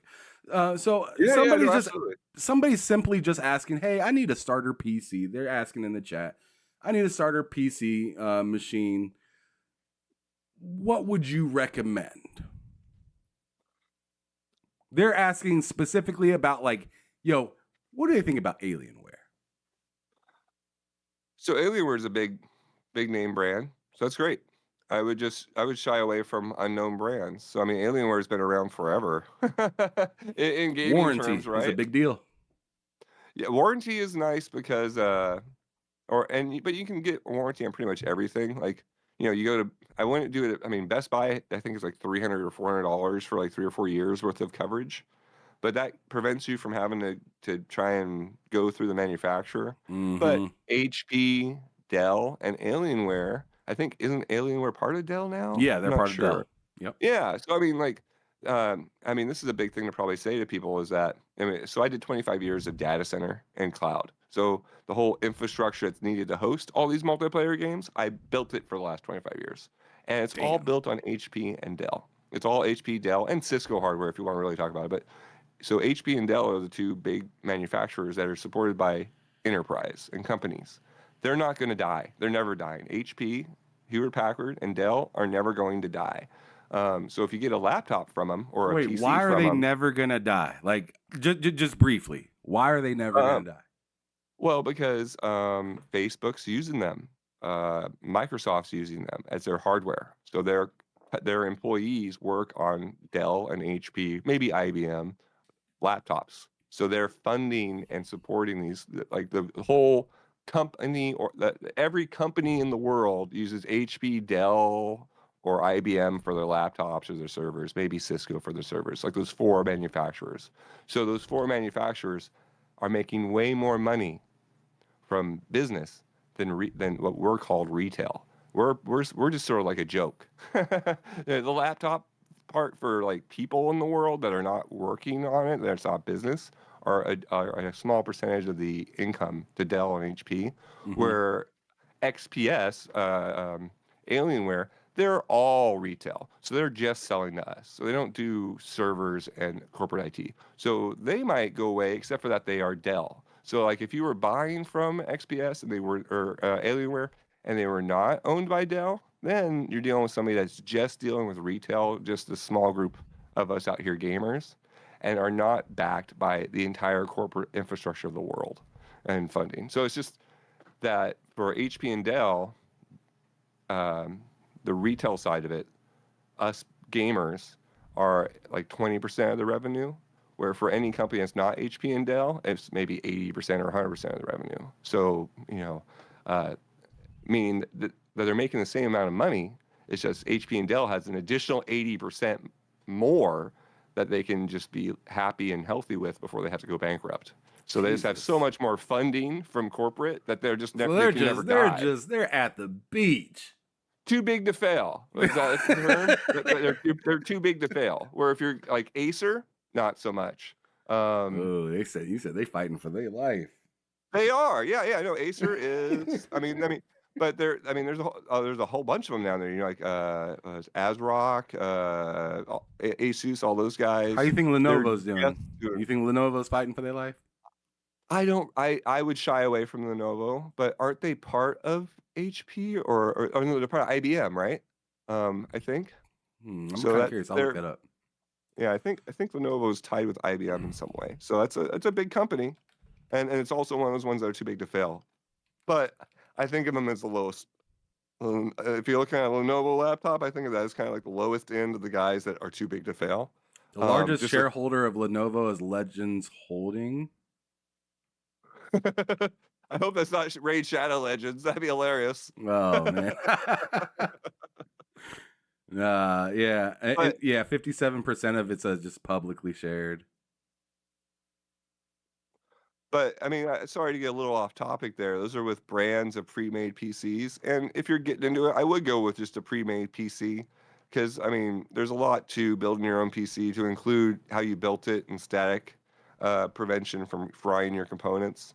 That with a pre-built PC from one of those manufacturers, that they should be not having an issue right there with that part, and that return warranty. As for picking out the size of it, it really goes to your budget. I mean, as much as you can afford, and as good of a deal as you can find, that's what it is. Get the most powerful video card you can get, the most powerful CPU you can get, if those things matter. If you're going to be making 2D art, then they don't matter as much.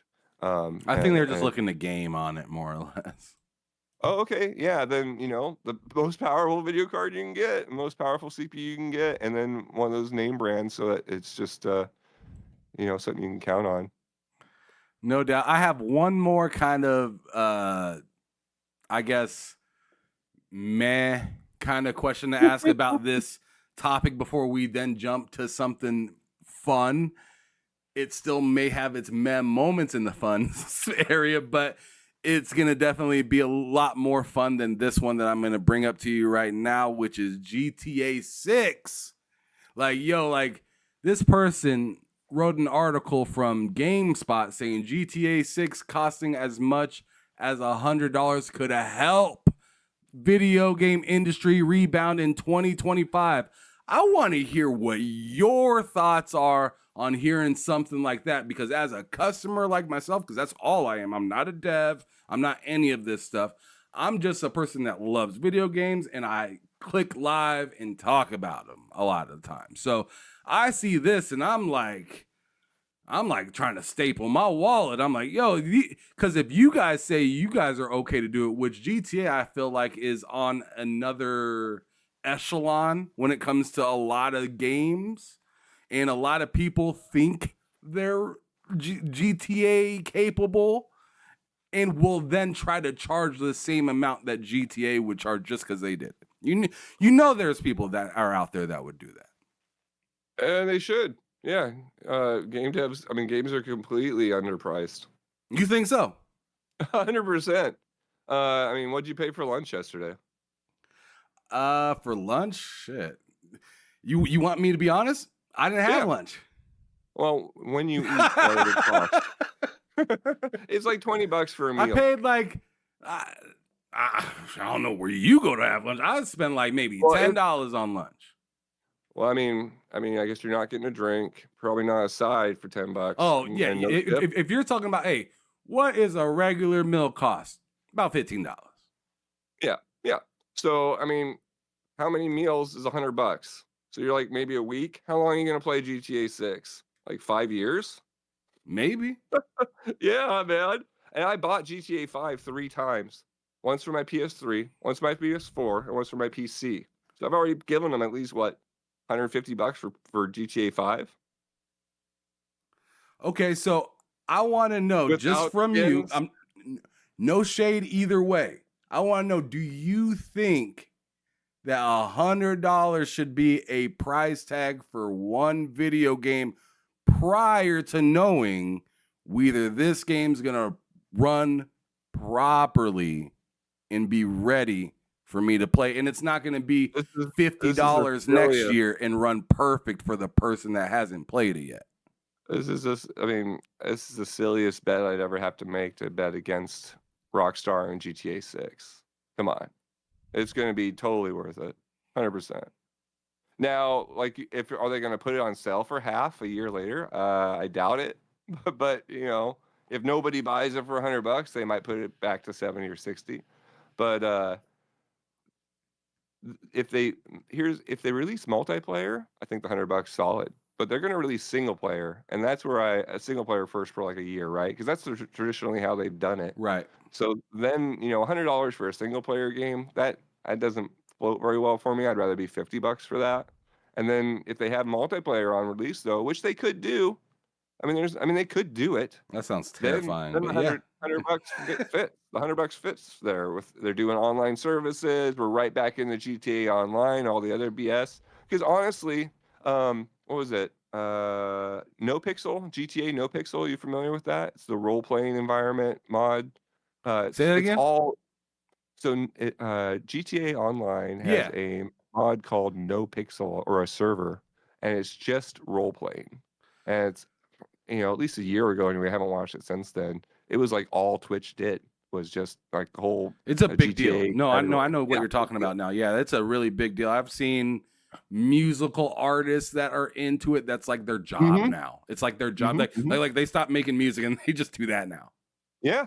So I mean, that's what GTA is, right? So I mean, if they release that day one in GTA 6, you know, hey, we're online here. You can make your own animations, have your own apartment, go visit your friends. The metaverse is now GTA 6.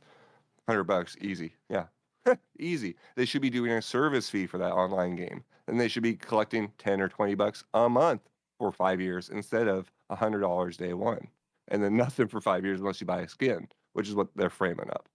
So the more big games like that you buy it as a one time, that's kind of cool. Because I would expect, and we are seeing, is that it would go to a service fee that we have to pay $10 or $20 a month until we're done playing the game, like World of Warcraft. So that we haven't gone that way is kind of impressive to me. But that's mainly because smaller games can't. You know, if your game is, if you're an indie game dev like me, you don't have 5 years worth of replayable content, then, you know, yeah, don't try and charge somebody $20 a month for 5 years. You know, charge them $20 once and they'll play your game for as long as they can. You know, that would be the hope. And people are still going to complain about $20, right? Or go to $15 for lunch or what have you. It's just like inflation's really been what's kicked, I think, indie game devs in the teeth.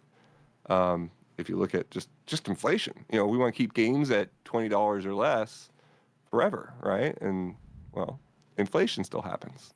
I feel like there's always a natural shift though, because like I feel like if if GTA 6 were to be $100 and we as people can say, hey, when I purchased this game at $100, the online multiplayer was out, the game functioned properly, everything ran as it was supposed to be, whether they have 60 FPS from the jump or if it's only 30 FPS and they say, hey, that's what we got, but it runs smooth like Red Dead, right? Red Dead was great. I didn't complain. But like, so that comes out and it's great for $100. But then along comes the next Last of Us game. And that says, hey, we're $100 too. They gotta just the game has to bring it. I think GTA 6, yeah, they're the one that if they wanted to, they could bring it. So if it's The Last of Us, it's not gonna be for me. I've bought the first one. I haven't played the second one. Haven't watched the TV show. So I'm gonna see $100 and be like, nope, it's easy peasy. But GTA 6, I'm gonna see $100 and be like, eventually, like all right, eventually maybe. But yeah, it's gonna slow me down. Yeah, I'm not gonna buy it day one for $100 because I don't have time to play it. So like, why pick it up day one? Like you said, there might be some launch issues. That's not what I care about. They're telling a story. I'm getting a hold of their story and their tech for $100. That's the cool part.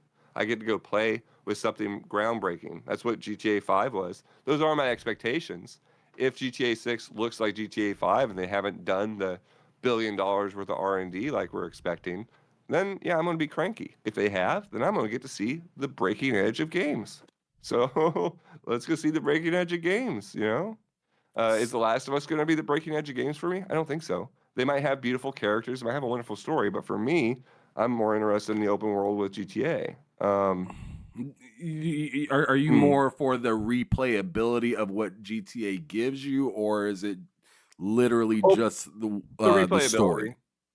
No, it's because there's great story and beautiful characters, all that stuff with The Last of Us. It's just I'm a PvPer. I like shooting people. And I mean, like other players. So like, I don't think that's in Last of Us at all, right? It's all single player, so it's just a little bit off. I'm a competitive guy, so it's just not in my mainstream. I'll never really be into the story stuff as much as as I am in hunting people down. No doubt. And you guys that are listening, I appreciate y'all so much. Do me a favor if you can. If you haven't already, hit that like button. I'd really appreciate it. If you're new to the channel, hit that subscribe button if you're enjoying yourself. I do have a question from a channel member in the chat that says, or it's not really a question as much as it's a statement that I want to hear your thoughts on. But he says, but Ray Chi in the chat, channel member for quite some time, over a year for sure, has said older games is the biggest competition modern games has to fight. You can buy Metro 2033 and Last Light for $3. Those games still give you a triple A experience and graphics, and the graphics rival modern games. What are your thoughts about that? And then versus like a new experience that feels similar, that's asking you for, for possibly, let's go crazy and say $100 price tag. Well, I mean, I just think you got to collect them all. It depends on what type of spare time you have. You said you better wait. Just wait. Because that game that was $3 was not $3. Well, I mean, it's a good point, which is, if you're financially focused, you want to try and get the best deal, beat Metro and before you buy the $100 game, work your back catalog, So, I mean, if you're a guy and your back catalog's all worked, you played all those games, you got to buy the new thing, get the new experience, bottom line. If you haven't played Metro, freaking get Metro. $3, that's a screaming deal. It's a beautiful game, absolutely 100%. Yeah. So, I mean, crazy. It's really just into the player, I mean, some people might, it's just into you, what you're up to. Like, for me, Metro's awesome. I'd love to, for $3, it's a killer deal. I think I got it for free on Epic, one of them. But yeah, all of them look great. So yeah, that is a wild thing to kind of think about and kind of put into perspective because and he says older games, but me personally, I feel like the real like thing that really kind of throws throws I guess a wrench into the whole thing is PC gaming, to be honest, because the prices are so varied. Like, you see a game that launches for $70 and people are picking it up for $40 on PC day one. Yeah, well, I mean, consoles have a 30% or more percentage they keep from the game revenue. They're kind of like a publisher. I mean, they should be, right? You're on their monopolized platform. They're the ones that control all the stuff you see on your Xbox or your PlayStation that comes on the interface. It's not like, you get ads through a website or something. So, I mean,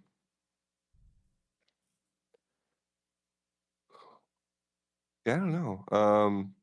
I think you can set your price to whatever you want it to be, and you have your own reasonings for it. And I think at the end of the day, it's all marketing. So, I mean, old games aren't that big of a competition unless those old developers are still marketing those old games. If they are, then yeah, they're an absolute competition.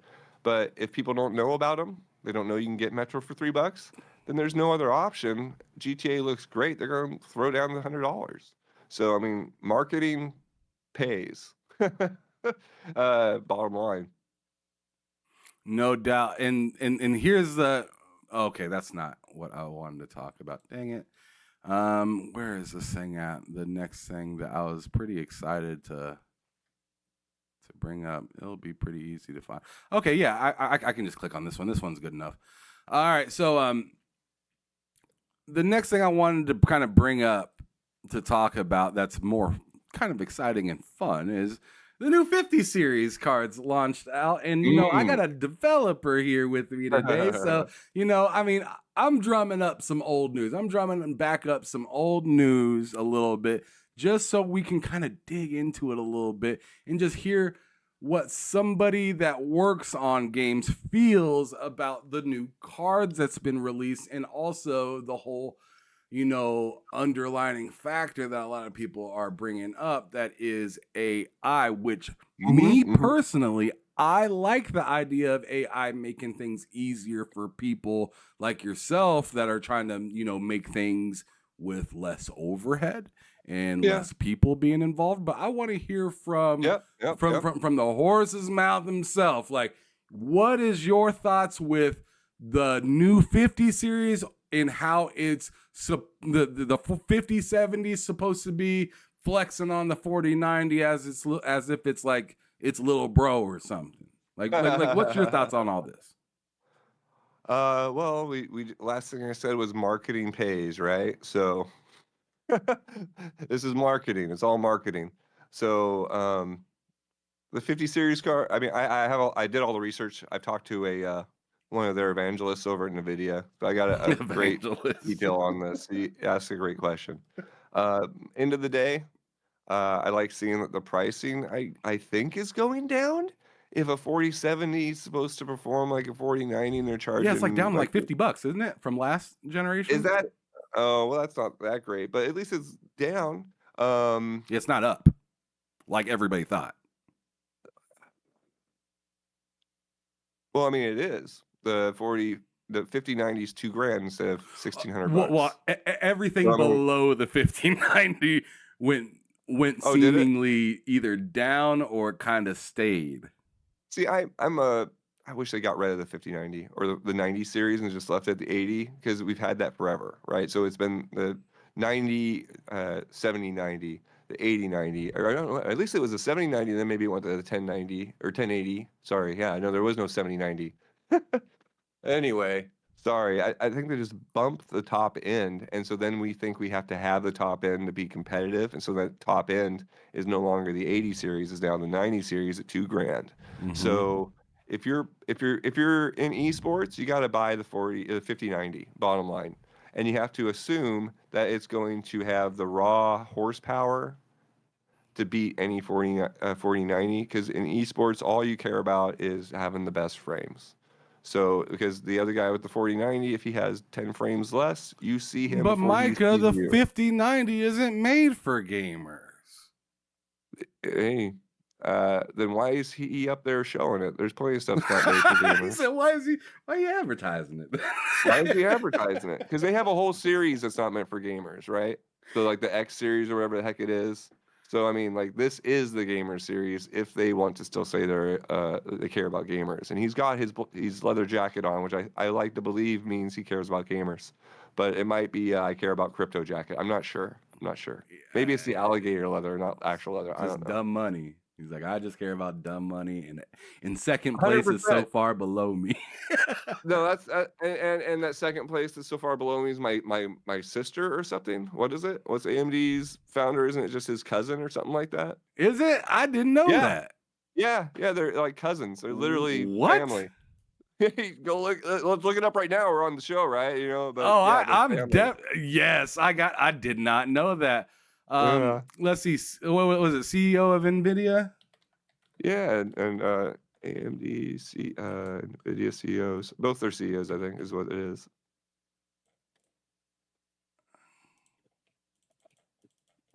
Sorry for the sound of my keyboard there. AMD CEO Lisa Su and NVIDIA CEO Jensen Huang are first cousins once removed. All right, well, Yeah, whatever that Lisa. means. Oh my goodness. Yeah, it says we Mhm. already knew that NVIDIA founder, CEO Jensen Huang, and AMD president and CEO Dr. Lisa Su were related somehow. So, like, Oh, wow. yeah. Oh no, don't buy my cousin's stuff. Who said it, right? Oh. That's diabolical, bro. So yeah, get some intel, I guess. I don't know. Yeah. If you want to get out of the family, get in. Get intel. So, Second yeah, place they're is my having a great cousin. time. That's Yeah. crazy. Yeah, second place is my cousin. Damn, you got a family of winners, man. Y'all aren't losing. Yeah. I mean, you're just popping it over the fence to yourself. It's good. So I mean, like he was up there saying, the more you buy, the more you save, right? So I'm like, yeah, sure, whatever. So like, I'm not gonna buy. I mean, I'd like a 5090, I guess. I have a 4090, I have a 4060, so I don't have really a reason to jump on that stuff. The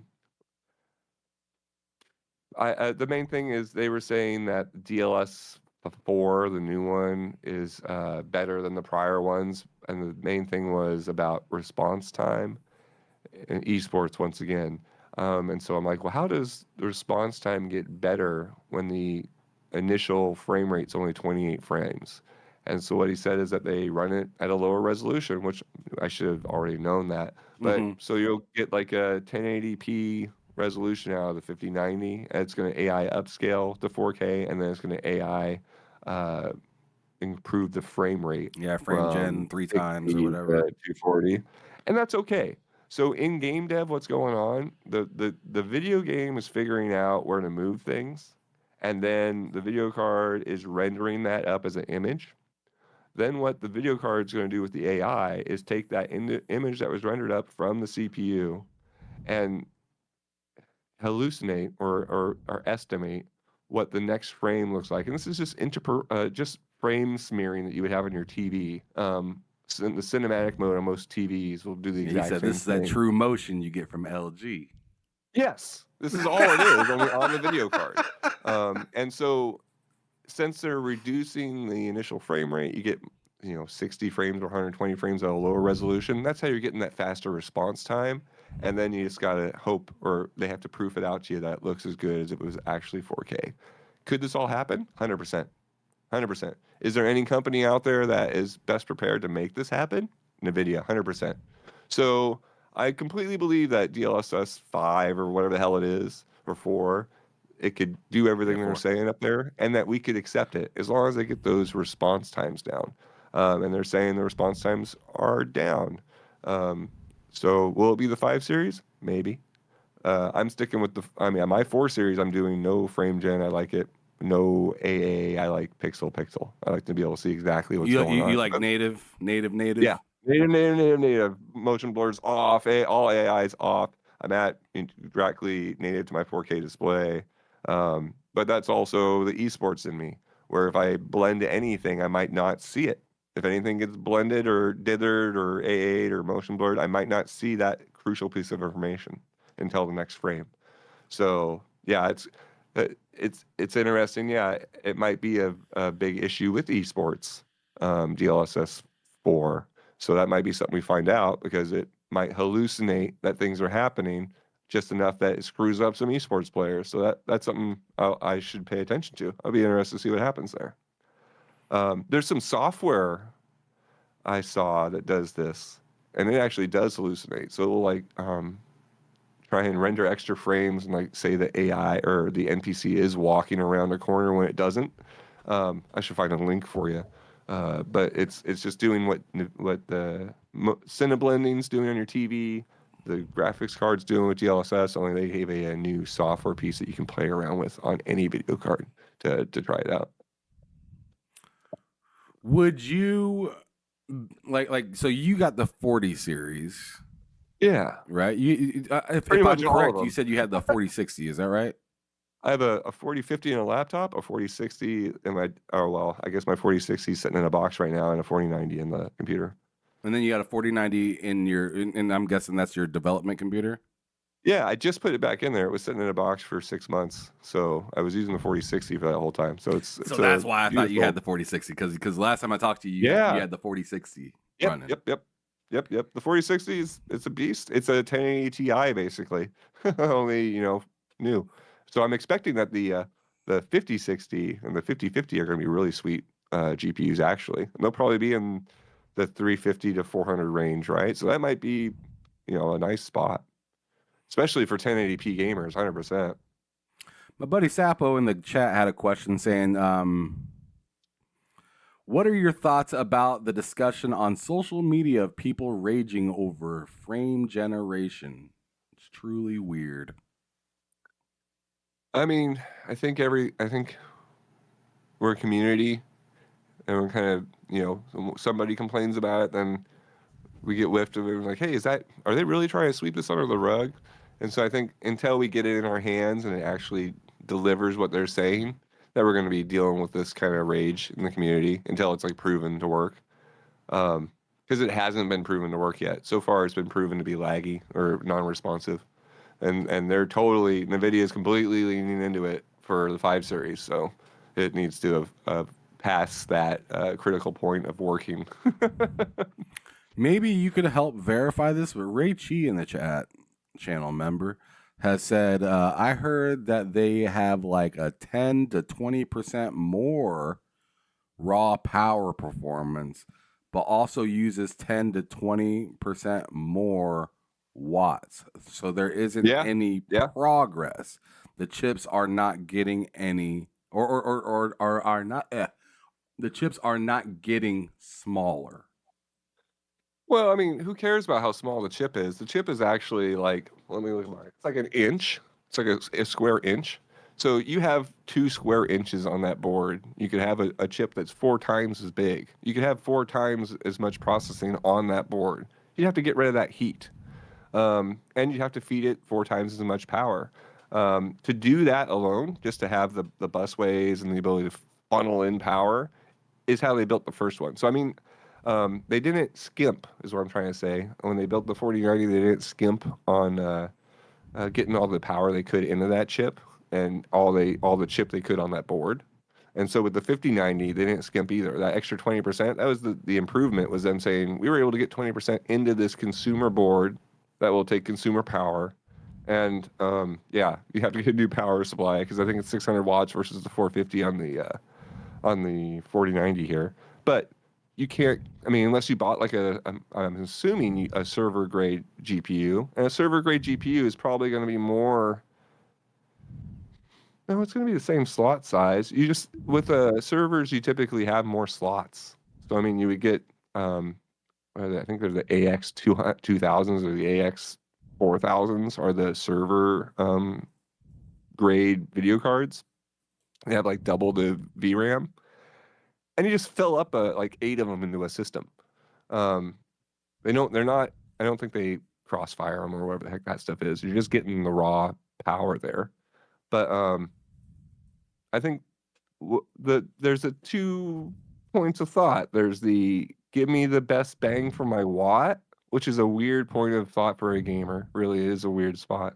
It's like I'm in the cars. It's like somebody saying my miles per gallon's not that great, but I'm still trying to get the best quarter mile time I can. I'm trying to get into the sevens in the quarter mile, but it's 9 miles per gallon sucks. It's like I wish I could have 20 or 40 miles per gallon, but still be a 9-second car. And it's like, well, you can't. You got to pass that energy. You got to get that energy made. The gasoline gets turned into horsepower. So the watts gets turned into rendering. So you got to pass it through. But, the more efficient, great. That's what the low end, I think, is more on the more efficient stuff. So like the 4090 or the 4060, the 4050, the 5050, the 5060s. Those will have decent wattage and they'll be basically like tuned down higher end cards and they'll be cheap. So I'm like, those are the gems. I think the low end cards right now are the gems. The high end cards are because we want to get the best quarter mile time. So, the more that, people saying, I'm pumping 450 watts into this 4090, I want to pump 600 watts in, but I can't. And now they're like, well, here's the 5090, pump 600 watts into it. So, I mean, that's the PC gamer side of the world is more watts, more power. What are you most excited about with the recent like CES show, the announcement of these, current GPUs? Like, what has you like hyped about this whole, shebang? Oh, nothing about computers really. The robots would be the thing that really be paying attention to.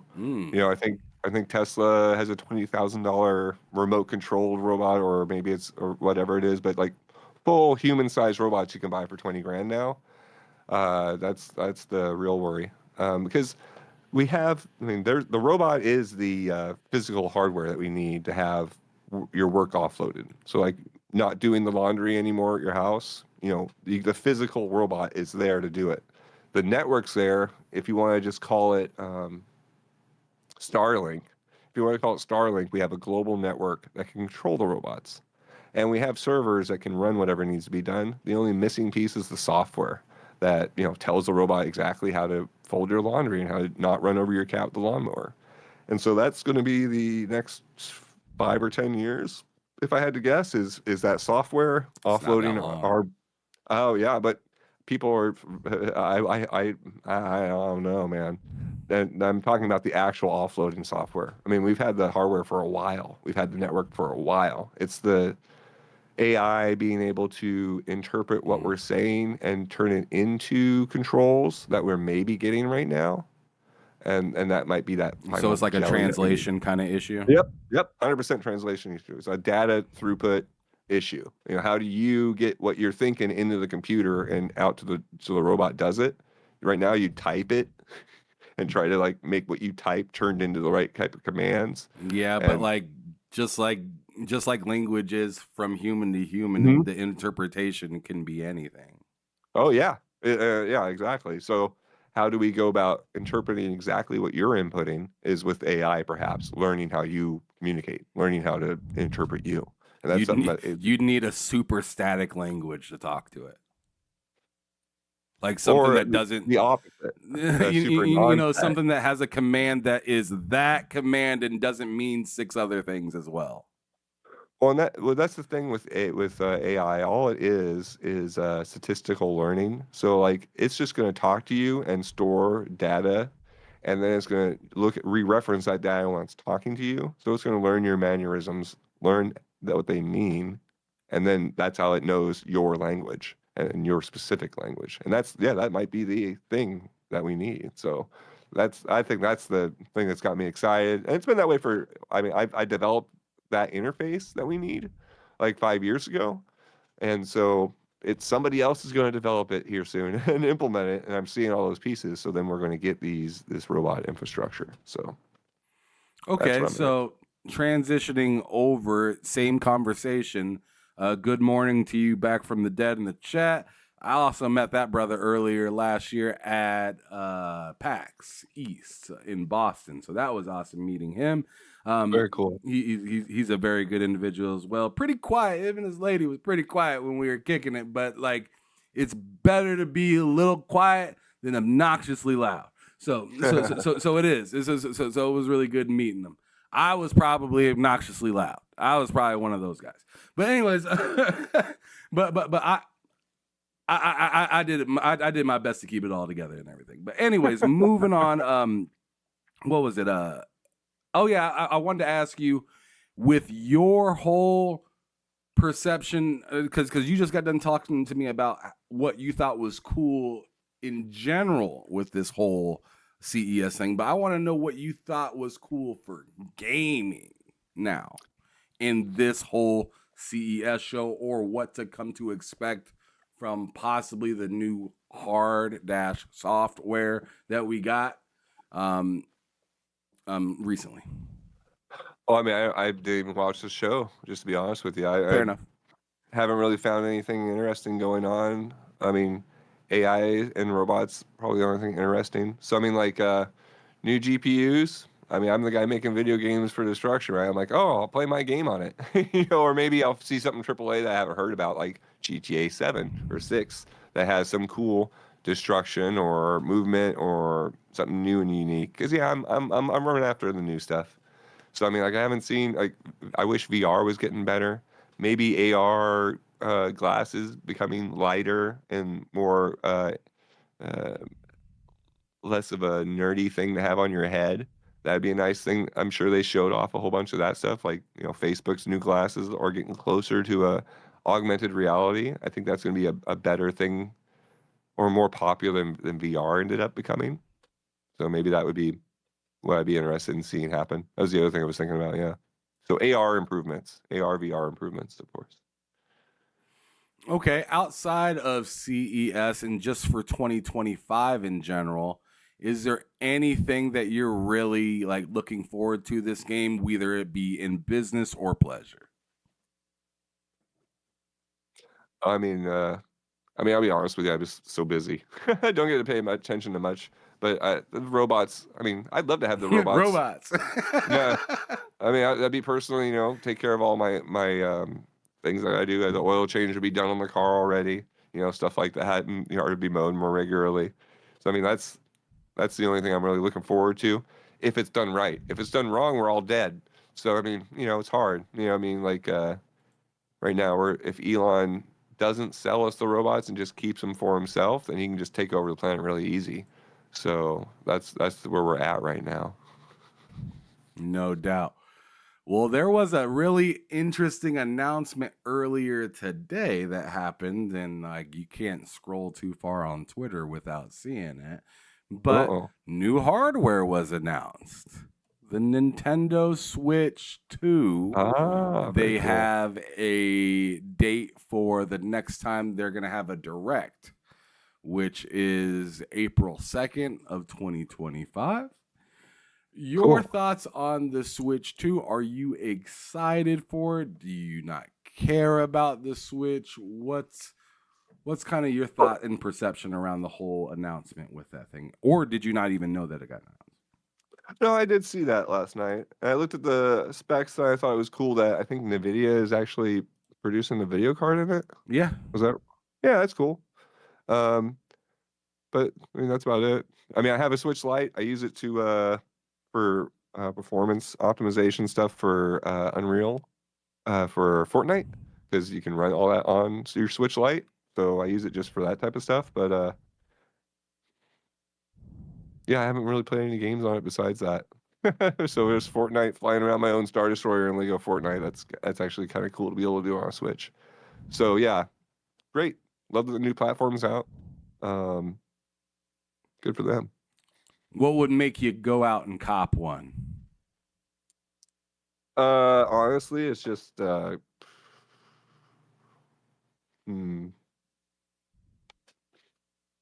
mean, I'll probably just get one. It'd have to be a game. It would have to be a game. You know, I'd have to have a game I want to play on it. I don't know if I have a game I want. Like, so Fortnite might be it. I might have, but at the same time, The- I have a Fortnite Switch Lite. is attacking your pockets for a new piece of hardware. Oh yeah, well, I mean, you're talking about $100 game, with GTA. So I Mhm. mean, like the hardware is kind of like it's just all the games benefit from the hardware, right? Well, yeah, that's So that's like, that's where I'm they not, need to be played.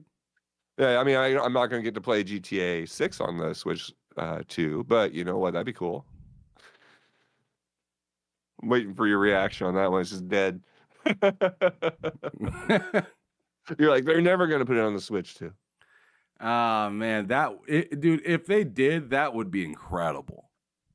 There you go. I mean, See, hey, so they got Ark Survival Evolved on the Switch, on the original Switch. They got Skyrim on the original Switch, even though I mean, sure, that's a little older, maybe. But like, let's talk about maybe a newer game, like hell, they no, got there's Marvel's Guardian of the Galaxy. They got Mortal Kombat, which is like a ridiculous file size game. Like they got all that stuff on the old decrepit Switch. So now with this newer Switch where they made a deal with Microsoft to be able to get, Call of Duty onto their platform and stuff like that. There's a possibility. I'm not saying it will happen, but there is a possibility that you could possibly, maybe a couple years down the line, see a Grand Theft Auto 6 yeah, Lite on there yeah, of some yeah. sort, because they've done Grand Theft Auto, I believe, for Nintendo's prior.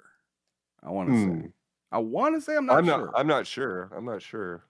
I know they did Grand Theft Auto for handhelds though. So like whether it was on Nintendo, I know they did it for like the PSP, I believe. Well, there's freaking 4 other ones besides 5 that they could have remade and put on all that hardware pretty easy. Bro, So they could I'm totally sure they go did. back. Oh yeah. So I mean, but yeah, I mean, I playing GTA 6 on the Switch too. That'd be cool. Yeah, I'd probably do it for that. But the interesting part is, so I do optimization stuff for video games. So if I'm doing optimization, I kind of need the lowest end hardware. Hence the laptop with the 4050 in it, 6 gig, and the Switch Lite, not just the regular Switch, but the Lite one. The idea there is that's the lowest end hardware. So if I go and tune stuff and get it running there, everything else is going to be better, right? You get a Switch 2, it's going to run better than the Switch Lite did. Your full size Switch is going to run better than the Switch Lite did. And then, phones, who knows, but, at least on the Switches. Oh, Makes sense. Well, brother, I've had a good time kicking it back with you, asking you all these yeah, questions. thank you for having me. Just picking your brain, kicking back. I'm not trying to hold you hostage here too long. If you got to get going, that totally makes sense and whatnot. But man, I do want you to be able to have the chance to at least announce yourself, let everybody know not only where they can find you, but maybe what you're up to, what you got maybe cooking down the line. Whether you can or can't talk about it, at least tell us what you can tell us, I guess. Well, yeah, I should show you some funny things that you may not have seen. Which is, did you see that Tim Sweeney, Epic Games CEO, retweeted my Giantess Playground? Can you message that over to me? I'll put it on screen. Yeah. If you want me to put it on screen, I won't put it on screen. Yeah, if you no, don't. I'd love to. Okay. I'd love to. That'd be hilarious. But yeah, that's pretty great. That's so I'm working with a game company called the Giantess Playground, and it uses my destruction. So when I shared that out from our update on it with the destruction, Tim retweeted it, I and know it's Tim's really big on indies and stuff like that, for sure. yeah, he's extremely helpful. And it's a wonderful treat for all of us that use Unreal Engine, as if you get retweeted by the boss. So let me see if I can find it here. And then I had Level 80 retweet that other piece, so it's kind of like I've had some nice Yeah, stuff and that's going the on one last that few we've weeks. been looking at on your main page. That's what you had, I believed, like favorited or. Yeah. Repin the, but here's Where the hell I'll did send I you put the it? There it is, right here. Bam. There's level 80 right there. That's the one where you've been driving the Star Wars ship through all those rocks and shit like that. yeah, it's just Okay. playing around. So But here's the other thing that you were just talking about that you won, that that you wanted to talk about. So it says right here, Giantess Playground said benchmark testing of the new Giantess Playground.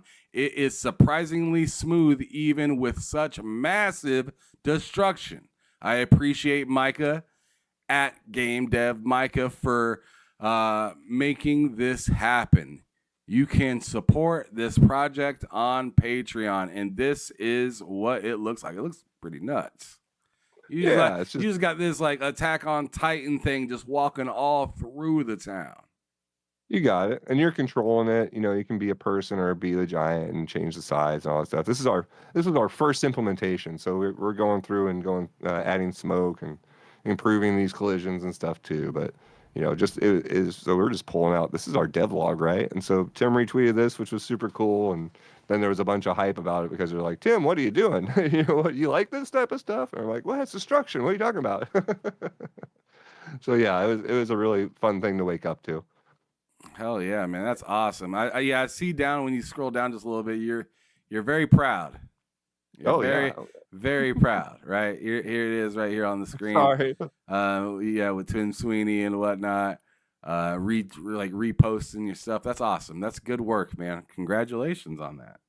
Thank you. I'm glad he enjoyed it too. So that's the fun part too. But yeah, so that's the best way to follow me is on sadly on the place priorly known as Twitter. I'll always call it Twitter, but I'm also out on Blue Sky a little bit and LinkedIn. But Tim's on Twitter, so I like to keep that community going. No doubt. Anything else that you wanted to say before I let you loose? Cool. Yeah, Happy New Year. Thanks for having me on. It's wonderful to see you too. I hope I get to run into you at one of these events too. That'd be great. Man. What is there any? Do you have any plans on any on any events that you're thinking about going into? Dude, this is nuts. You got a camera inside the building, watching and waiting for somebody to run in. That's crazy. Oh, you're the person, right? So here this is actually kind of a cool view. You're in the building on one of the stories, and she comes through and wrecks the building. So I mean, yeah. Oh, so you're just a regular person. Yeah, well, you can be either. You know, you can swap between the two at any point in time. So you can have her hunt you down and crush you and crush cars and stuff, or you can pilot her around and break the buildings. So right now it's really a sandbox simulator, how you simulate being a giant. And we just added in some helicopters and tanks and stuff too. So we're just making a little destruction sandbox out of it. So thanks for looking at it. Yeah, absolutely, man. It's my pleasure to look at this. I like watching things get destroyed. You know, I think everybody likes destroying things. You know, what do people like to do when they're frustrated? Break things. You know. Yeah, I figured it was a good timing to release something like that. We're going to be bringing it to the Epic Store here, as we're working on right now too. But we can get Tim a link.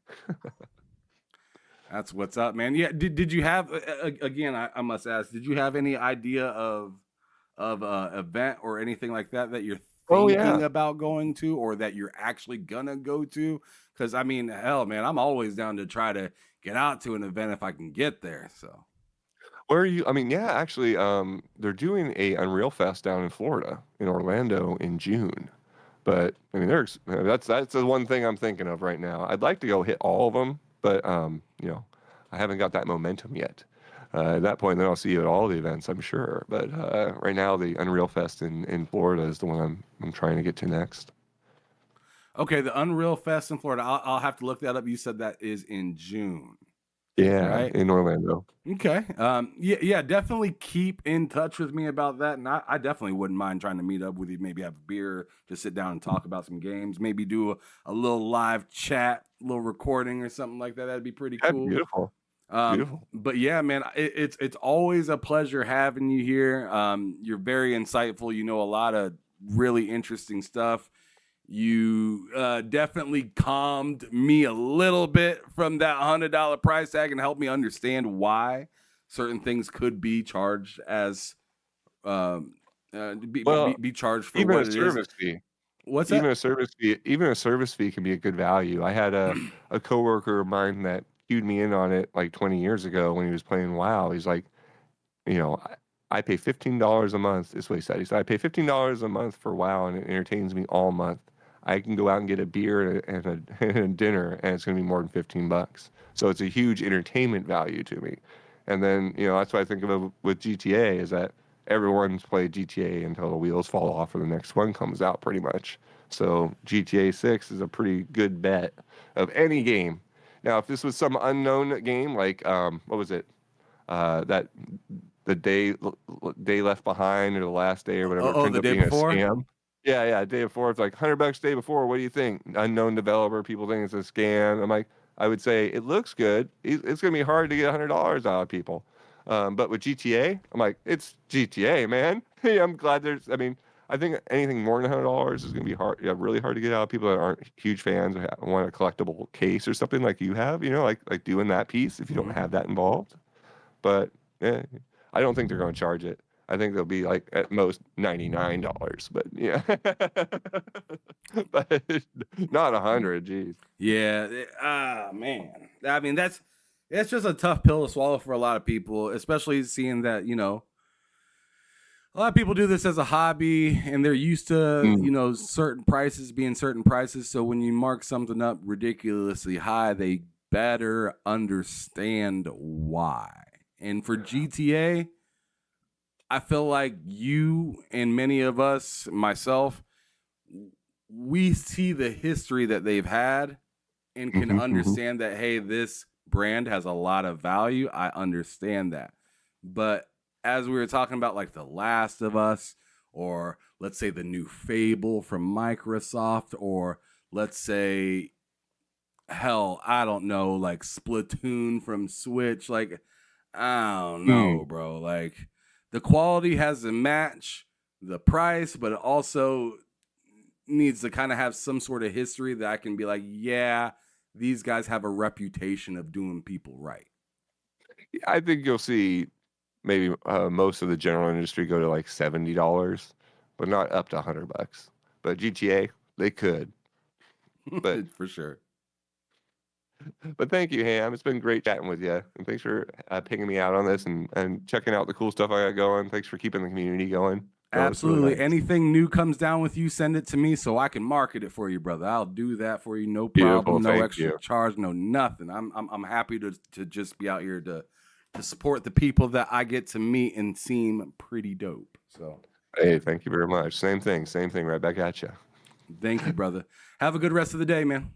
I will. You too. Ciao. Thank you, everyone.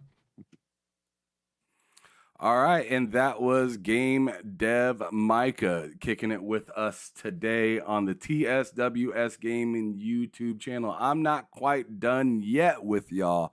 I'm still kicking it here just for a little bit.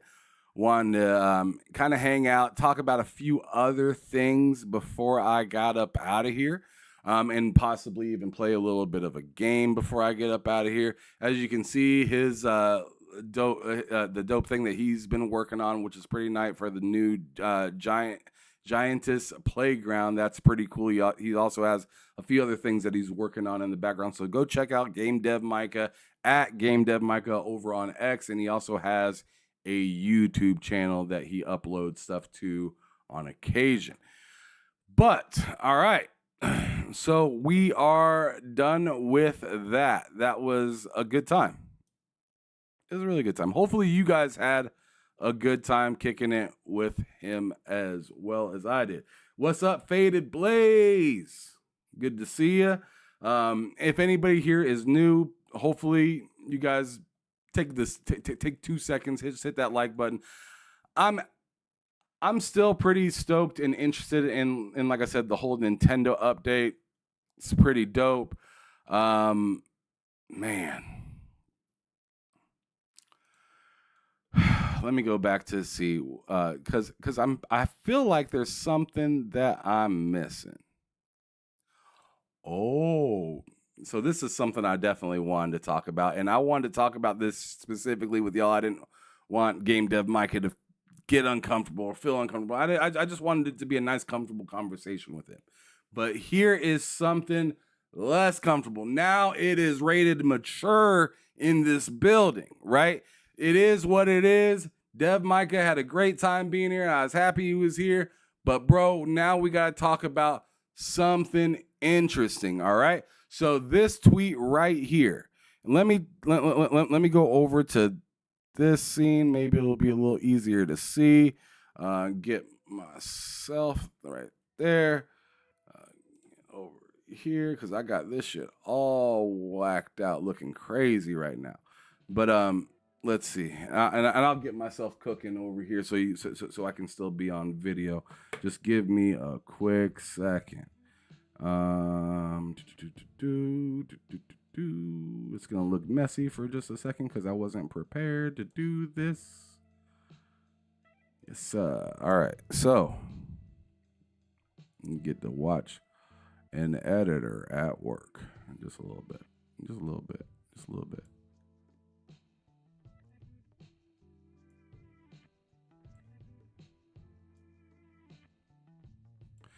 And then, do I get to flip myself around? Oh, that's upside down. How about this? Yeah, there we go. There we go. There we go. Now put myself out in the back, right? Let me get myself out in the pasture for y'all. All right, cool. All right, cool. So I'm back. Oh, damn. Get a little bit bigger. There we go. That'll work. All right, cool. Turn on a little game. Let's get that thing running. But so here's the post I wanted to talk about. Let me zoom in a little bit on this so maybe you can see it a little bit better. Hide this out of your way so it ain't bothering y'all. God damn it.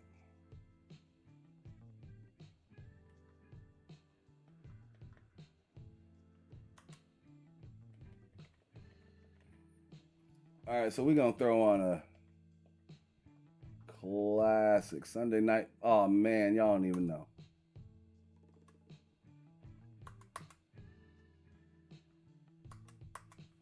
Screw it. Shit froze. Anyways, so this shit says slandered at slandered1 on here over here on Twitter said, "Oh shit. KCD2 reportedly has unskippable homosexual scenes and the usual suspects are going bananas. So far, looks like Warhorse isn't backing down either. Intrigue, condemnation, and betrayal. Damn, I cannot wait to play this game." Bro. Let's look at some of the pictures, bro. So right here is Mick Dizzle says y'all gonna avoid one of the best games of all time, not because it is woke, but because there is some homosexual stuff. The brain rot is real. He says, yes, ban LGBTQ propaganda from games. Okay. Another person says, gamers, apparently Kingdom Come Deliverance 2, just in case you didn't know, that's KCD, right? Kingdom Come Deliverance 2 does feature LGBTQ anti-natural relationships. That's crazy way to word it right there. That is literally insane to word it that way. That's so disrespectful, in my opinion. Just the people, like you're just being an asshole just to random people. Right? Like, why do you need to be this way? I don't get it personally. I don't like it, nor do I get it. I'm not huge into I've never been to no parade, never went to any LGBTQ function or anything like that. But should they be able to do or be part of stuff? I don't care. Sure. It's not my life. I'm just a gamer that wants to be able to protect his family, and I feel like I can do that. my daughter is not playing Kingdom Come Deliverance. You know what I'm saying? Like, she's too young to even play that game, nor even to understand what's even going on if she knew how to play. Like, I don't know, man. I don't know. You know that you're still the person. Like I don't fully think that parents understand that they can still parent and do what you need to do. If you feel like something isn't for your family, then don't partake in it. Don't buy it. That is the ultimate. I stand behind my my morals or money or whatever. Like, speak with your wallet. That's the best way to let somebody know if you're behind them or not. Say it with your wallet. If a bunch of people buy this, then it doesn't matter what you said. It doesn't. People wanted it. It didn't matter anymore. So like I believe, sure, you can speak for yourself, fight for it if you want, but don't be but it also goes in the same vein. You can have your freedom of speech and say whatever you want and stand on that shit and feel right about it.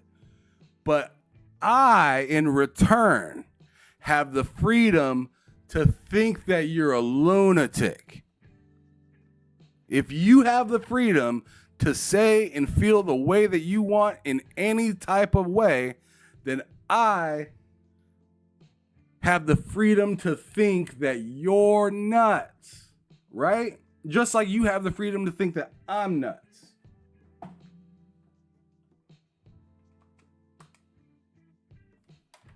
Shit ain't working right. But anyways, let's continue to read some of this stuff. This is funny. To me, this is funny because people are just so... They love to talk about one side being touchy-feely, soft, weak, and then you get and then you get this, which sounds soft, touchy, and weak. You know? It just doesn't like keep that same energy. If you being bullish, loud, and an asshole doesn't make you tough. That doesn't. That does not make you tough. That makes you just as good as the people that sound soppy and whiny and about like they're about to cry.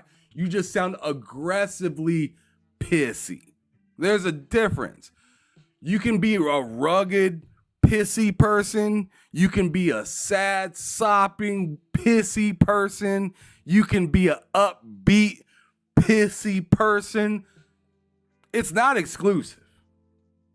Right? So to make fun of people that are LGBTQ or whatever and say, y'all are just soft, snowflakes, yada, yada. And then once a game comes out that has LGBTQ stuff, you start complaining and crying and stuff like that. And it's like, wait a second. Didn't you just call people snowflakes for not having that stuff in the game, right? And I agree that, hey, if they don't have any LGBTQ stuff in the game, I'm sorry. That's your problem, LGBTQ. That's your problem. Just like if LGBTQ has a game and there isn't all this masculinity about like, oh, I'm super straight or it's only needing to be straight. If that's not in the game, then it wasn't for you either. Just like the game, just like the game without the LGBTQ stuff wasn't for them either. Why can't y'all just drive in your own lanes and be happy with what you got? Quit begging. Quit begging for somebody that doesn't fuck with you to fuck with you. It's weird. It is super weird. Why is your expectation on something being good or not in the hands of people that you didn't trust anyways. Just doesn't make any sense to me. It says gamers. Apparently Kingdom Come Deliverance does. Okay, I already read this part. It says source tech for games. It says story highlight. Kingdom Come Deliverance is in early access, right? And will be released on February 4th. However, ahead of its release, the game has reportedly been banned in Saudi Arabia. So are we championing the way Saudi Arabia treats people now? Because not long ago, I remember the American saying those folks do crazy things sometimes, which I mean, I don't know. I haven't been to Saudi Arabia, but I remember people being like, nah, forget about the Middle East, forget about yada, yada, yada, forget about the way they treat people. They don't treat people right, yada, yada.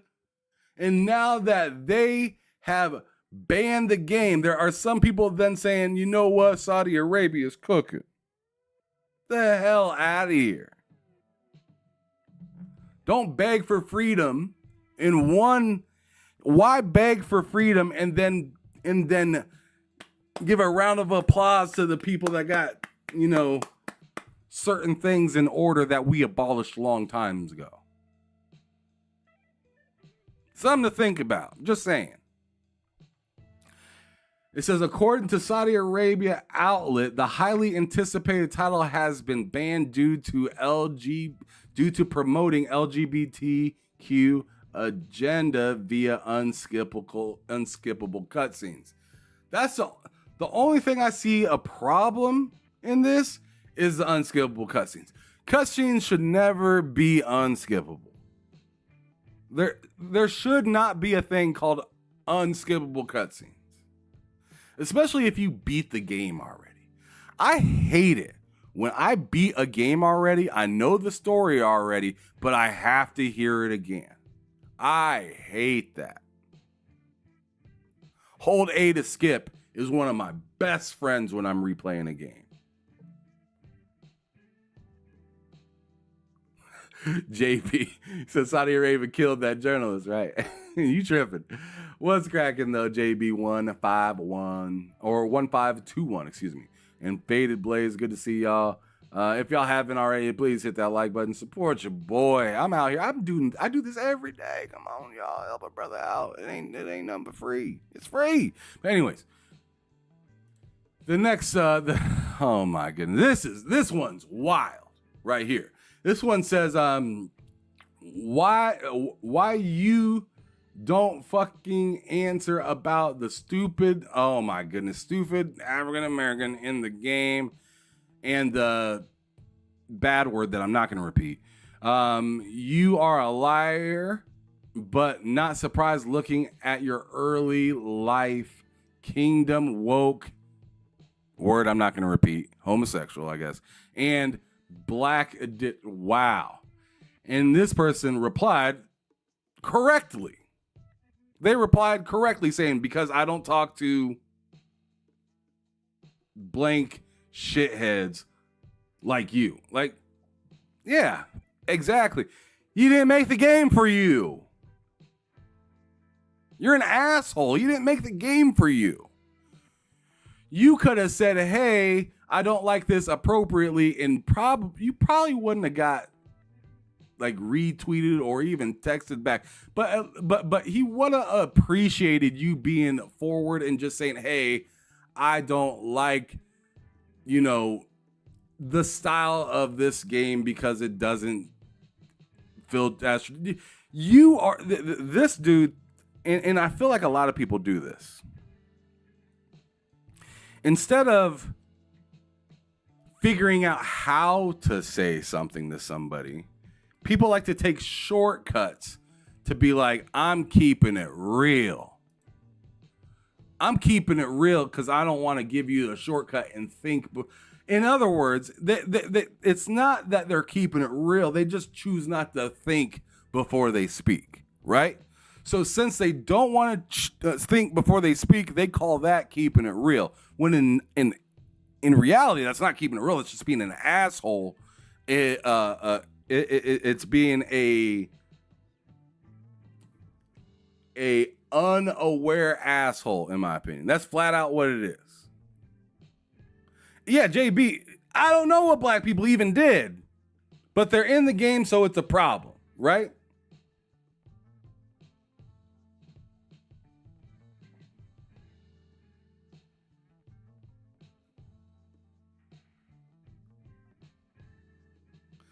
Ray Chi nailed it. He says Warhorse never was anti-LGBTQ.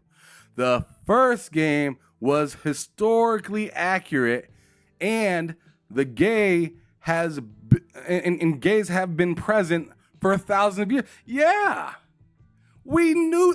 If you open a history, but if you went to school, you knew this already. Back in Greece and Rome and yo. You think people back in the 1500s in prison were just like, nah, dog, I don't swing that way. You think in prison they were just like, nah, man, I'm all set. Never, ever. You think them guys laid up in prison for 30 years and were just like, nah. Maybe some of them did, because not everybody is gay.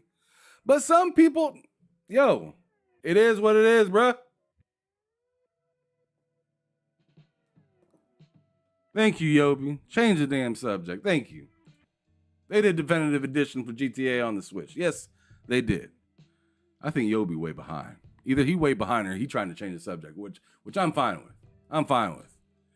This type of stuff just kind of gets me mad because it's so nonsensical. It has no content, but it keeps getting more traction, and it's frustrating. Yeah, GTA 3, San Andreas, and Vice City, all on the Switch for the definitive edition, is what Yobi was trying to say. Because we were talking about if GTA 6 could ever get on the Switch, and I think GTA 5 would have to be there first. JB says GTA Definitive Edition was ass. It was ass. I will tell you that it was ass, but it's a lot better now. If you haven't turned on the game for months or even a year or so, however long it's been out, it is not the same game that it was when it came out. It's a lot more polished. I actually have the trilogy downloaded on my console right now. Did they do the updates to it that we wanted? No, and they never will, right? But is it functioning like it should? Is the frame rate better? Is the lighting better? Yes, 100%. It looks way better than it did at launch. So I'd highly recommend just hop in and give it a second try. If you own it still, see if it's good enough for you, because they did make the optimizations for it to run properly. But if you're expecting anything new to be implemented into the game, out of luck. Out of luck on that front. Yep. Out of luck on that front, bud. Damn. I'm sitting here trying to remember where the hell No, that's not the right button.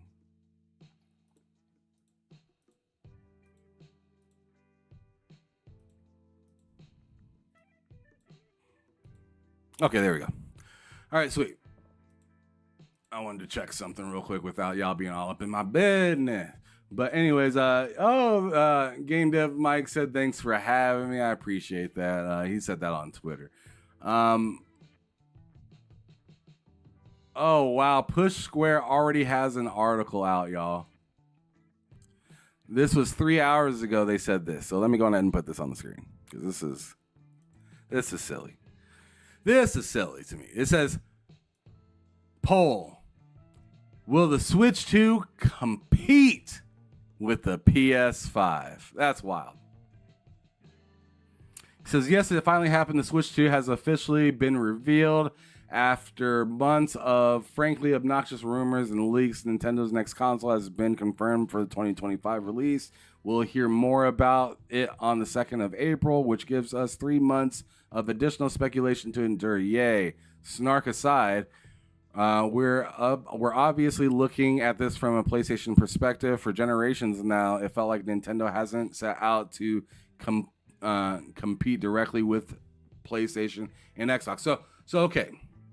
So it's wondering if it's going to compete with it graphically, because context matters, right? And this article had no context in the title. It was just like, hey, are you guys going to compete? And what does competing even mean in the eyes of y'all? Because really, the original Switch was dog walking both the PlayStation and Xbox. The OG Switch was dog walking the new consoles. So to me reading this up top saying, will the Switch 2 compete with the PS5?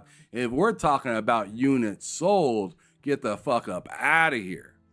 What are y'all even talking about? But y'all are talking about it hasn't competed directly with PlayStation and Xbox. And if you're bringing Xbox into the competition, you're talking about is the hardware strong enough to compete with those two console makers?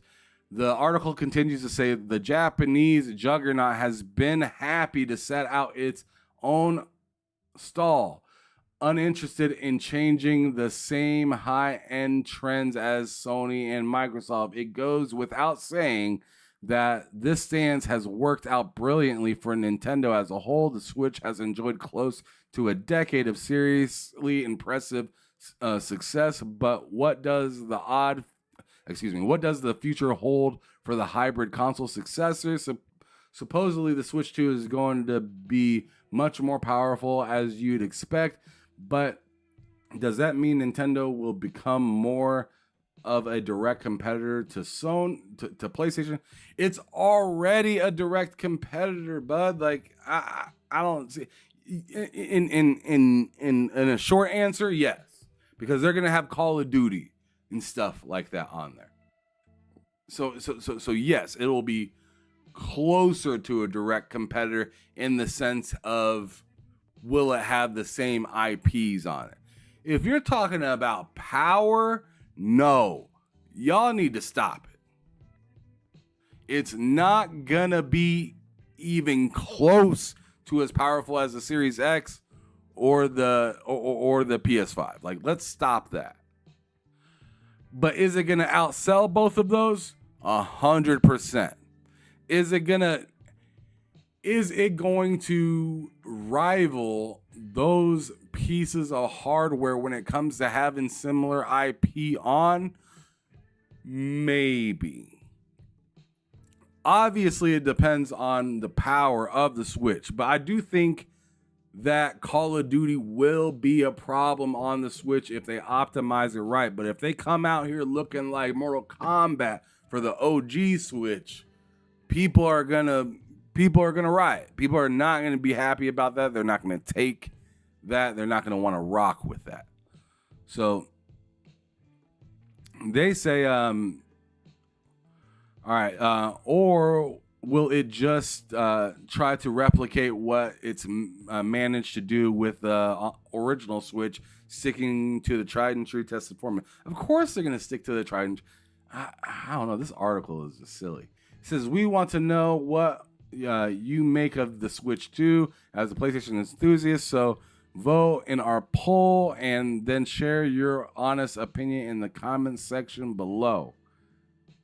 Yes, it'll be powerful enough to muscle in on the PS5 mark. The way they're wording this stuff is wild. Yeah, I think Nintendo will push in the PS5 direction.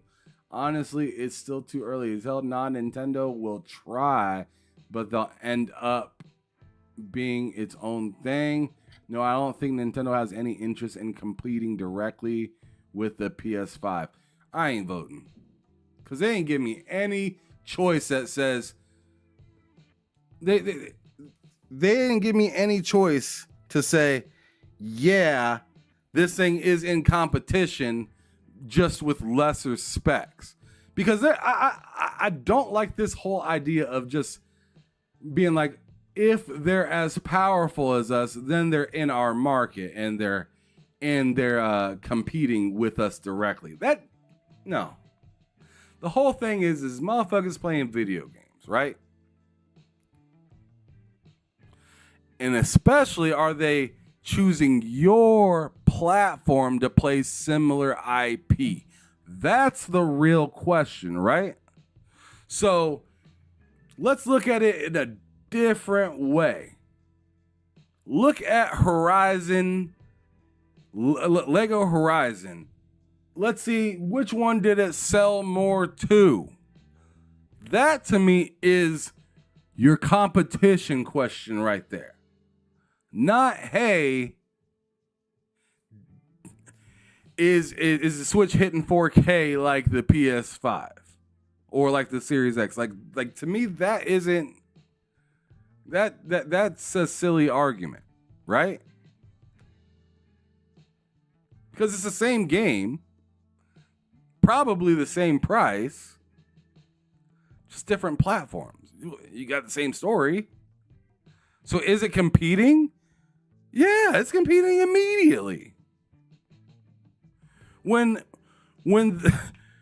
Skyrim comes out and it says, hey, we're good on the Switch, we're good on Xbox, and we're good on PlayStation.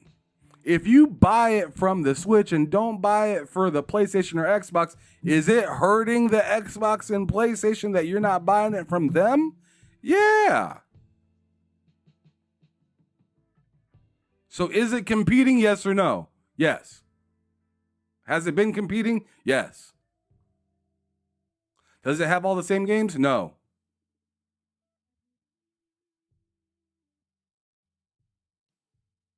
Yeah, it's stupid.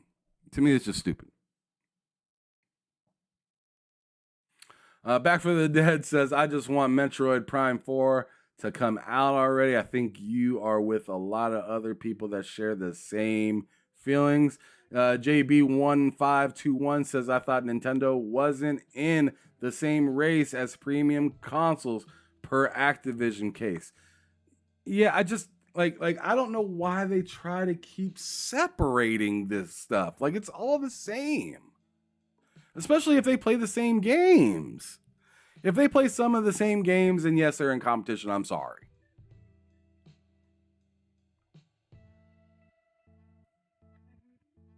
Is Apple and Android in competition?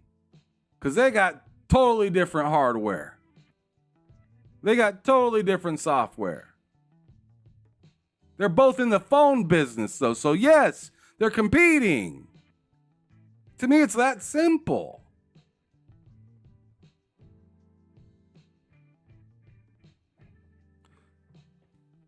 I don't understand why it ain't that simple.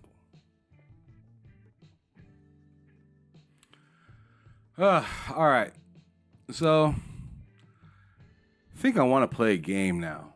I think I'm all set on creating for today. Or not creating, but like we're talking about any news. I mean, oh crap! I forgot. So I need to take my ass over to here. So I'm gonna disappear for like 2 seconds on here.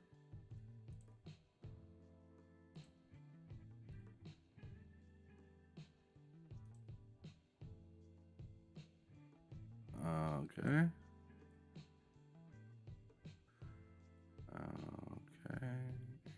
bam. All right. There's that. And I wanted to put the link out in the chat in case anybody wanted to join the conversation, because I said I was going to do that earlier and I almost forgot.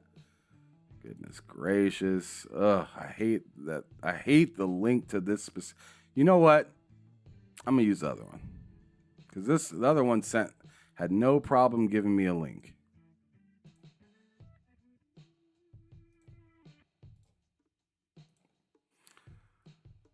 Oh my goodness.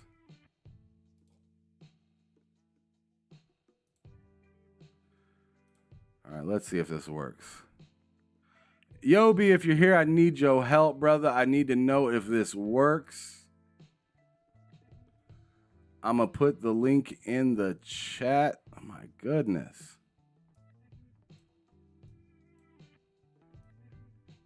It's not there yet, so just give me a quick second.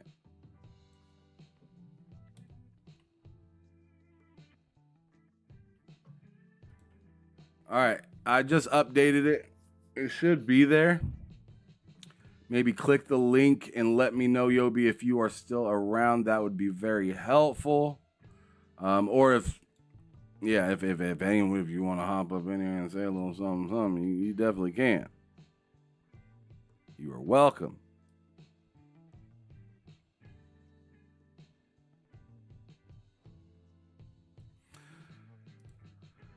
Oh, shoot.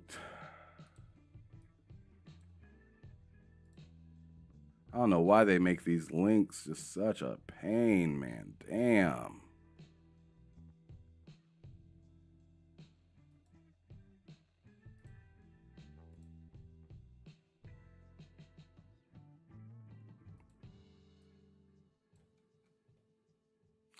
But anyways, I'm going to go on ahead and hop in a game. If y'all are kicking it and watching me game, y'all can. If y'all got other shit y'all got to do, that's fine. But I'm going to... let's see. I'm wondering what I want to play today.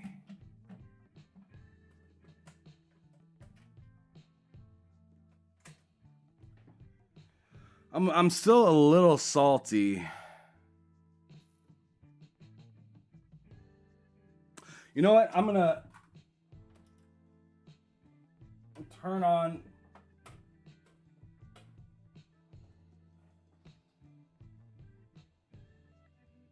I wonder if it's already in there.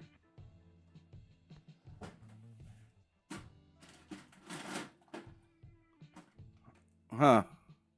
Got the 3DO kicking like Bruce Lee.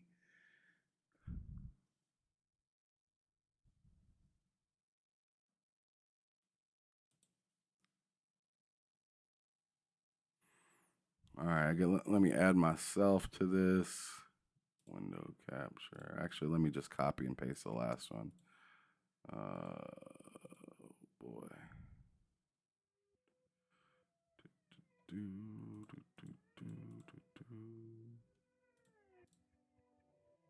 Copy. Oh, what the hell is this? Oh, no, I don't want to play this game. This game hard as hell. I ain't ready for this yet. I am not ready for that, for this game, y'all. I'm sorry. I'm not ready for this game. I tried to play this game the other day. I was getting clapped left and right. Like, it was not good.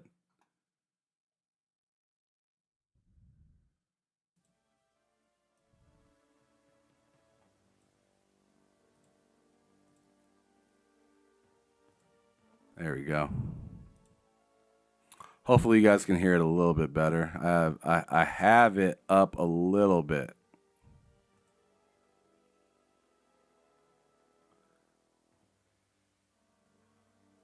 Let's see. There we go. I turned it up just a little bit more just so y'all can hear it a little bit better. This game was... I'm going to go on ahead and try to play it. But this game... This is for the 3DO, right? This is a video game. It looks like a movie, right? It looks like a movie. But it's a video game.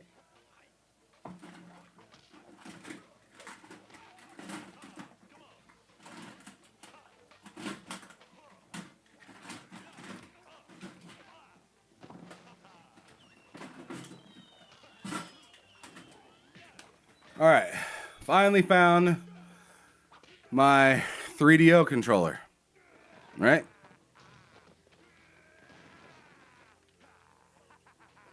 The first time in a long time because I'm taking this out of the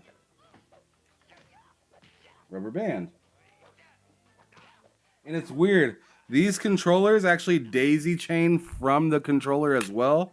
So like if I had a player 2, I'd have to plug in the player 2 on the top of this controller, right?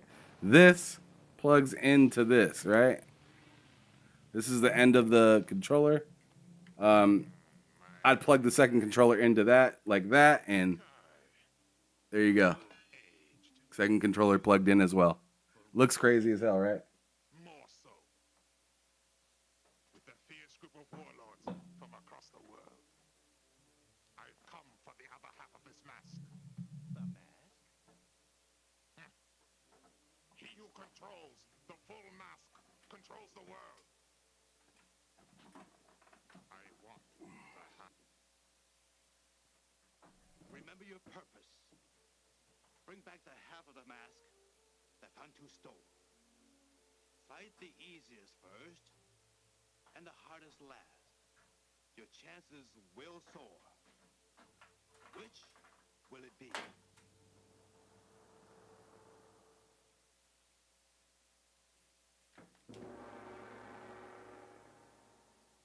Buried alive, only to dig out from the grave and Oh my goodness. Why can I not hear my game? he's the slowest. But beware, the strongest of Fantu's villains.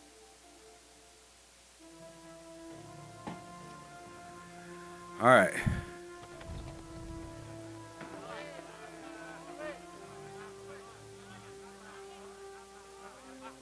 I'm finna get my ass beat all over again.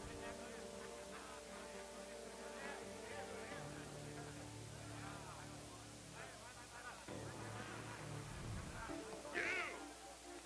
Have you come to drink, or have you come for sport?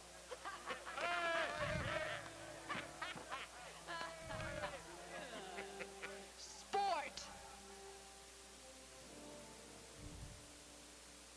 Think you're good enough to take on my guards? Try him! Show us your skill!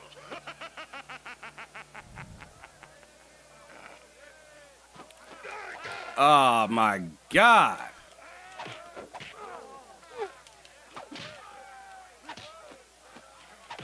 Oh my.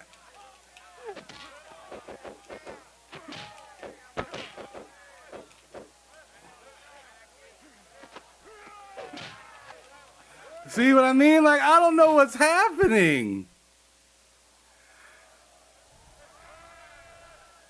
What's wrong? Have your skills abandoned you? Fight like a warrior.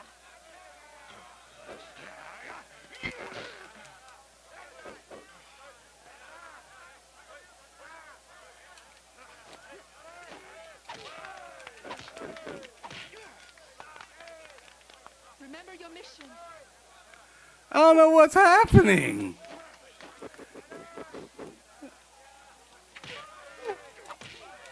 Oh my God, bro. Like, this is terrible. I don't know what's happening. You wear the mask of defeat. This will not take long.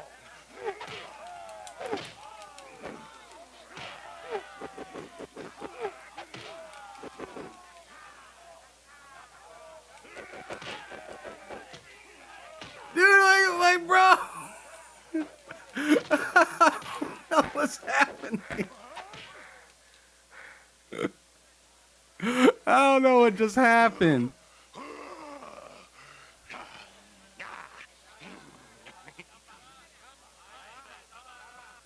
Bro, that like I said, I bought this game and it was the most devastating shit. Fantu sees all your errors.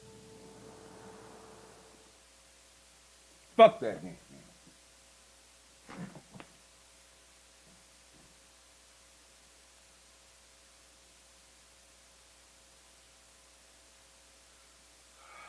Man, to hell with that game, man.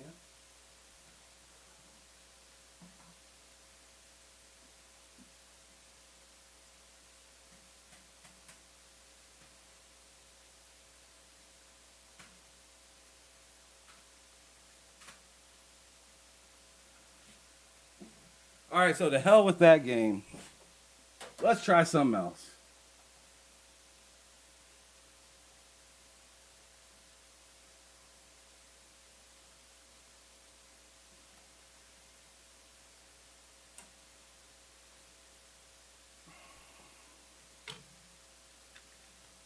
Y'all remember this joint right here, though? Like, let's see if it hops in here and plays right away. Sometimes my 3DO be on some dumb shit. Like,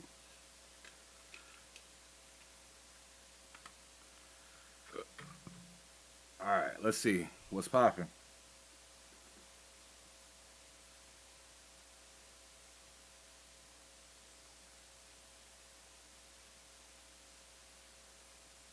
Yeah, I think that is what happened back from the dead. I did get my ass beat. Thank you for letting me know that.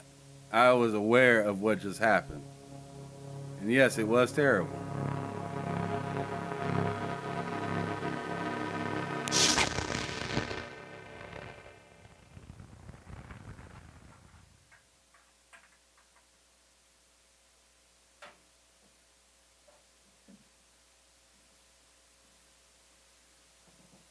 You remember this? A classic movie.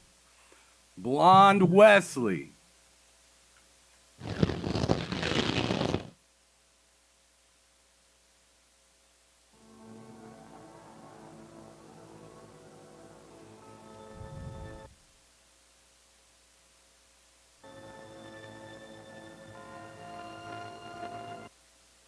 Oh, you can pause it by pushing start.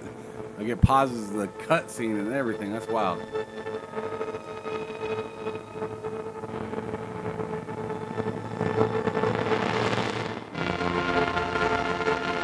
Los Angeles 1996 is on fire. All right, it's not hilarious, but come on. I mean, it's obviously not 1996. And this audio is rough. All right, let's just get to it. Like, I don't.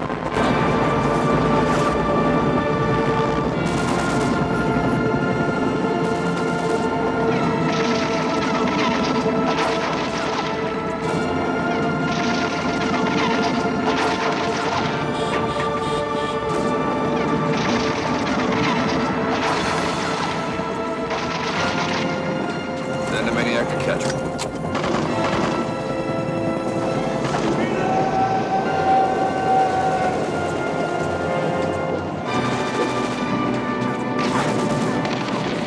Oh my goodness.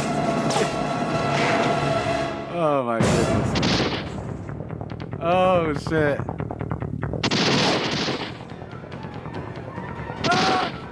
Gotcha.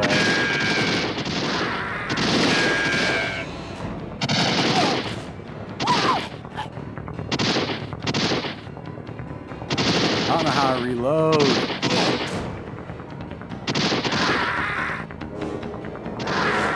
Headshot. Nut shot.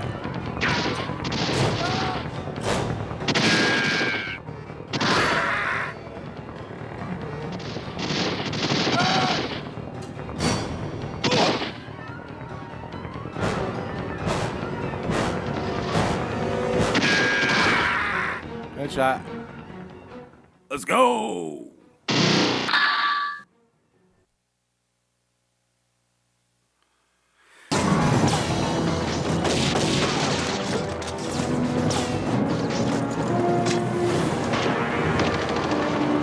I wonder if, like, it's so hard. It's kind of hard to see, bro. Like, I ain't on front.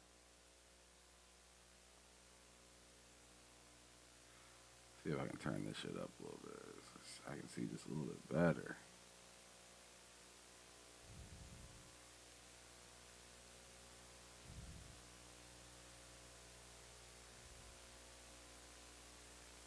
Bump up the contrast a little bit so I can see. Maybe that's a little bit better. All right.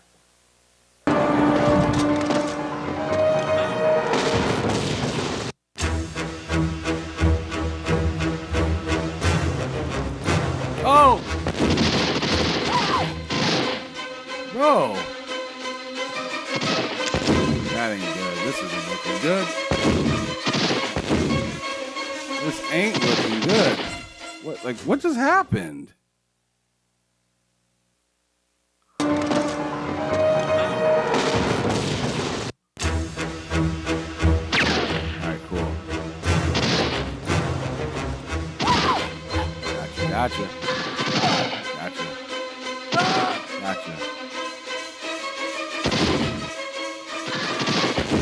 Damn it. Man, what the hell was it made, bro?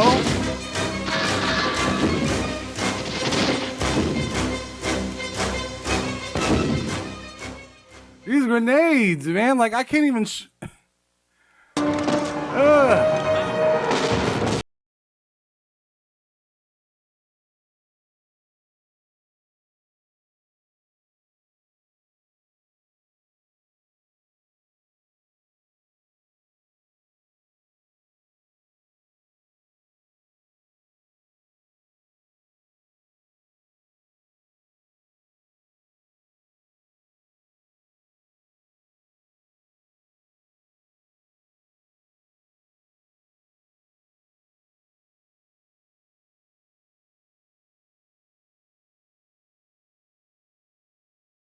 I thought I got him.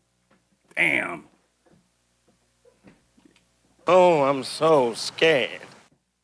That was supposed to be Wesley saying that. Oh, I'm so scared. I like that.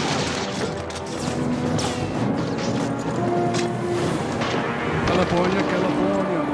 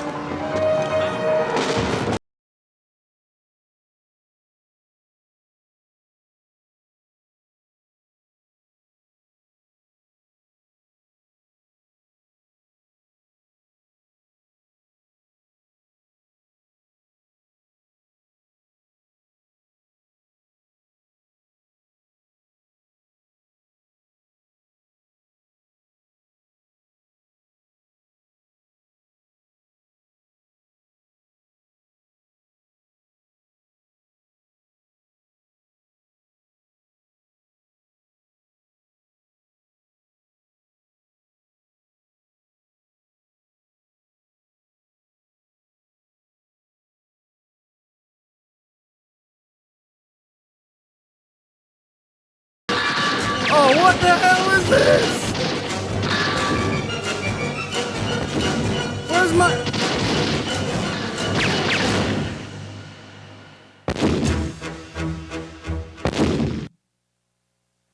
Come on, man.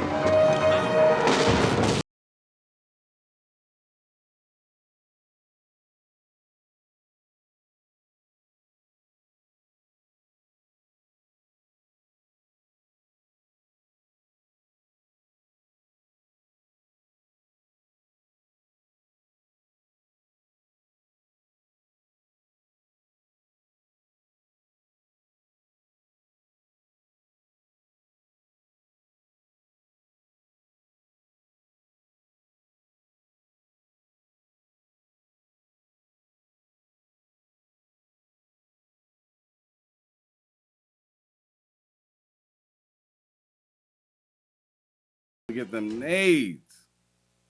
This is a tough one right here, y'all. This is tough. How'd you get that 500 holes in your face? Learning to eat with a fork?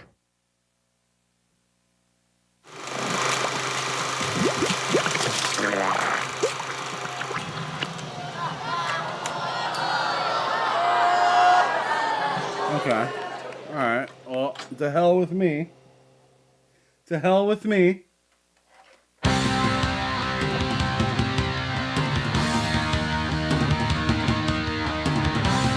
I'm on top of the leaderboards, I guess.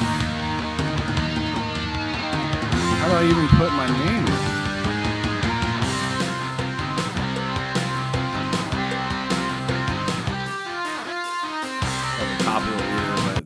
nothing else there. So, okay.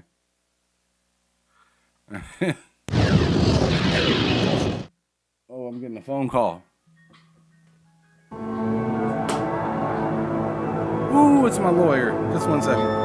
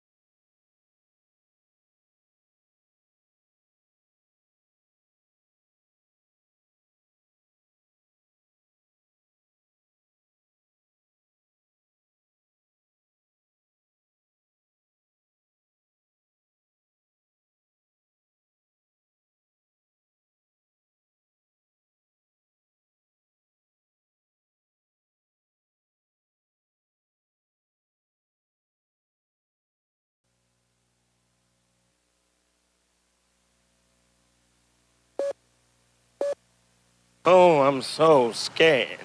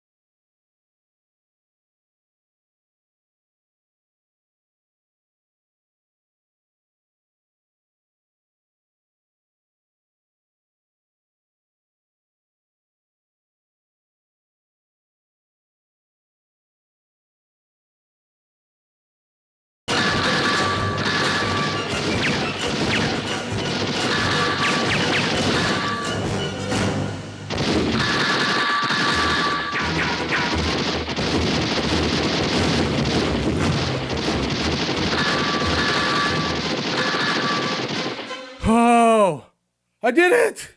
Let's go!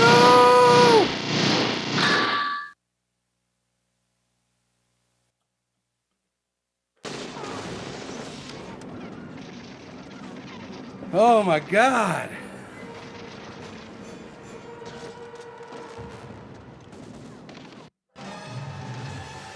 I already know this is gonna be terrible. Oh, BS. Oh, we reloading right now? We just started shooting. I'm cooked. I'm cooked.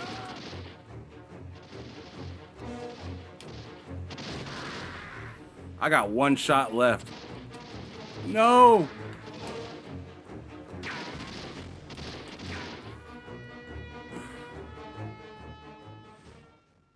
This is a bit. Oh, How'd you get that 500 holes in your face? come Learn to eat with a fork? on. I only had one chance.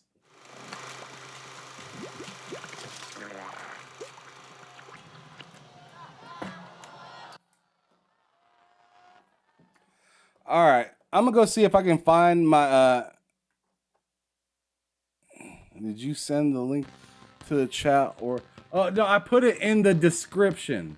So here, I'll put it in the chat for you, Yobi.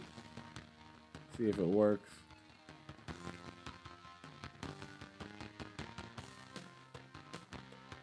There you go. You can see if it works now. How'd I get further this time but got less points?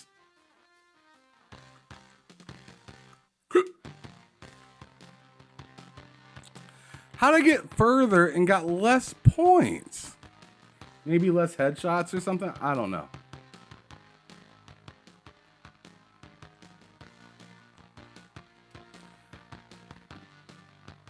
I don't know, but we're done with that game.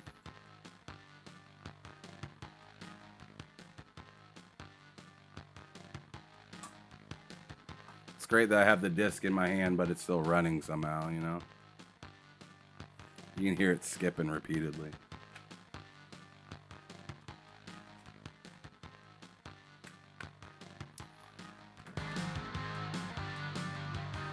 So now the sound is just perfect all of it? Like, what happened?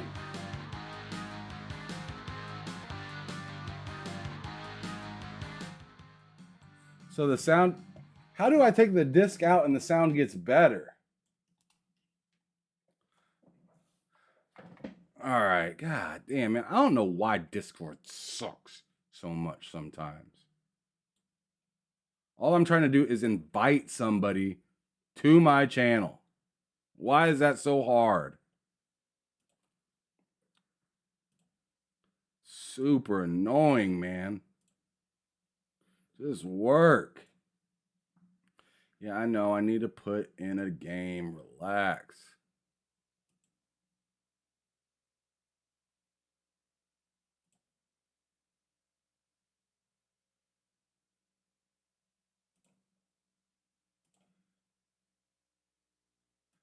$100 uses. Expire never. Generate link. I don't like that it does this. Like, who made this an idea?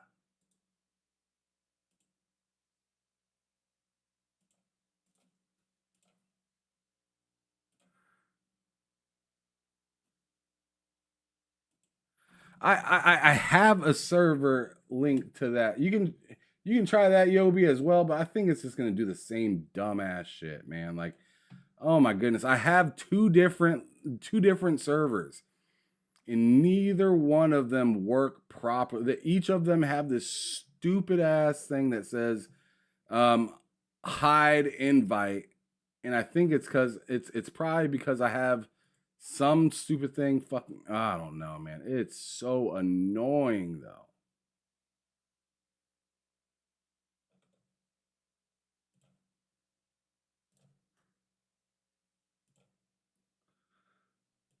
I don't see why it does that. Like, I just don't get it.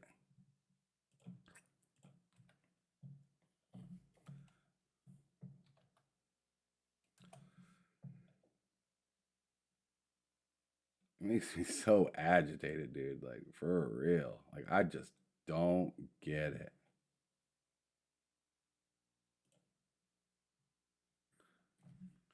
I'm gonna see, maybe I can do it from the actual website of Discord instead of it being on the...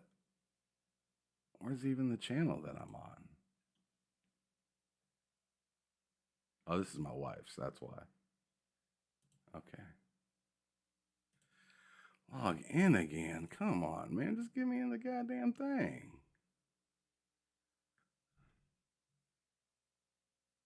All right, so let me see if it'll allow me to do it here. Yeah, like why did I have to go to the actual browser to do this? That is stupid. Like, hold on a second. I think I think we're good now.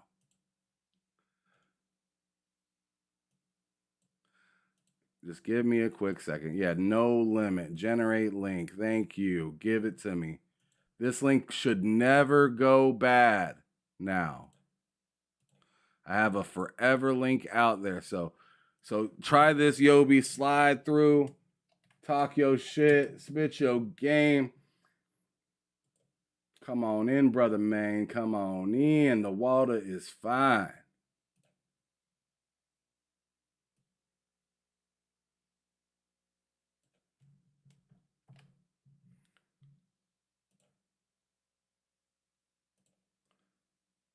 Okay, so...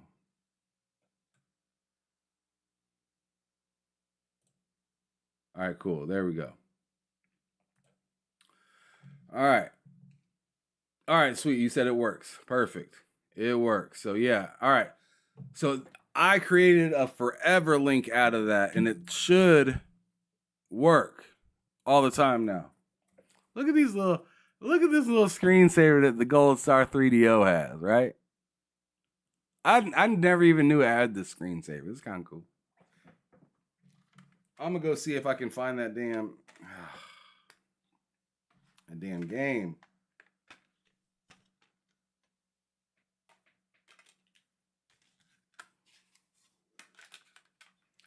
I want to ride my bikes.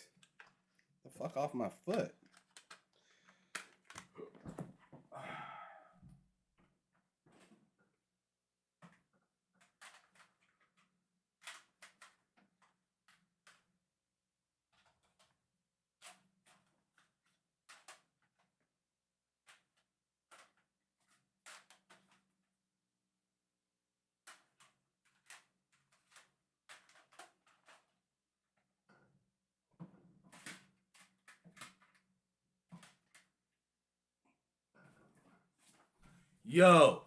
I was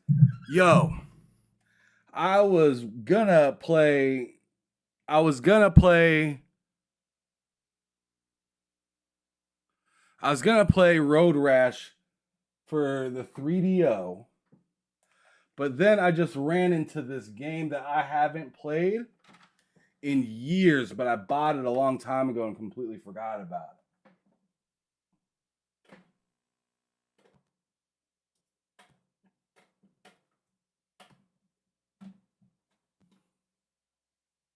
Oh yeah, fuck. God damn it.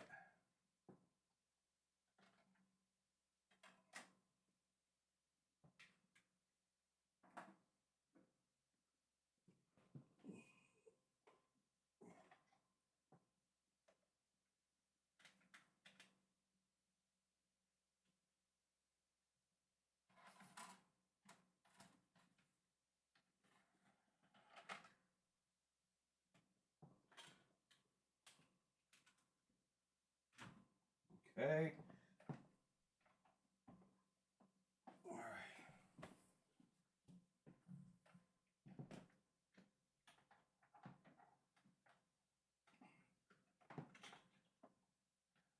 All right, work with me, PlayStation.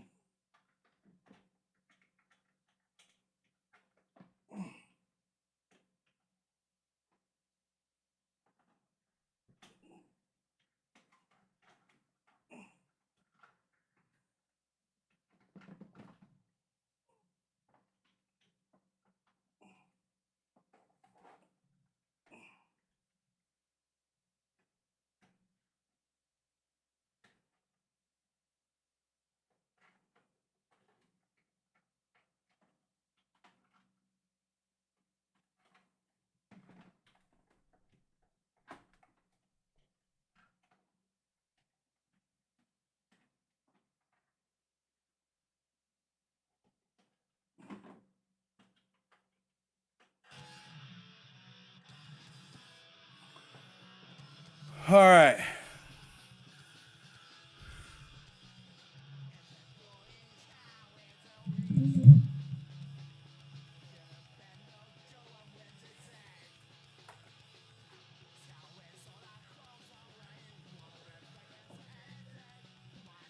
Ah. All right. You remember this joint? My goodness, I had to unplug. I have the same cord running to my PS2 as I do for my PlayStation 1. The the RCA cables or composite cables, whatever you want to call them.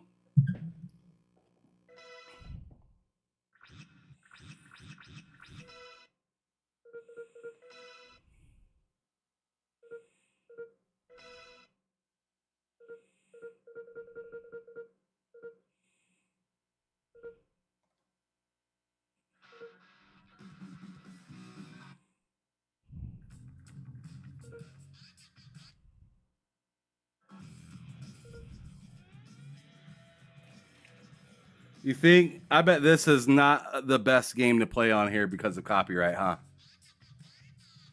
Let's see if...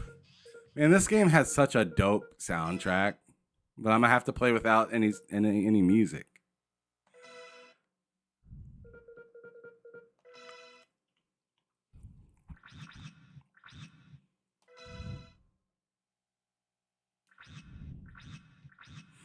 This used to be my bro right here, Goofy Style, Goofy Jerry, fucking goofy ass Jerry.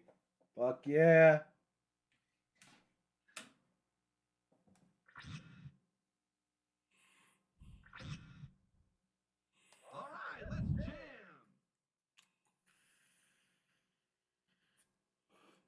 And it's been a long time since I played this joint. 3, 2, 1, hit it.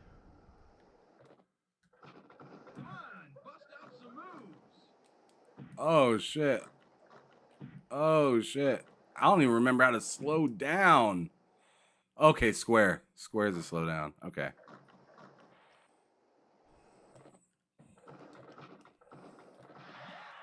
There we go.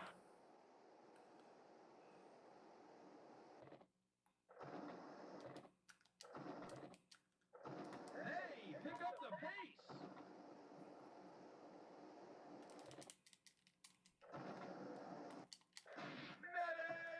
Man, I gotta remember how to play this because I'm.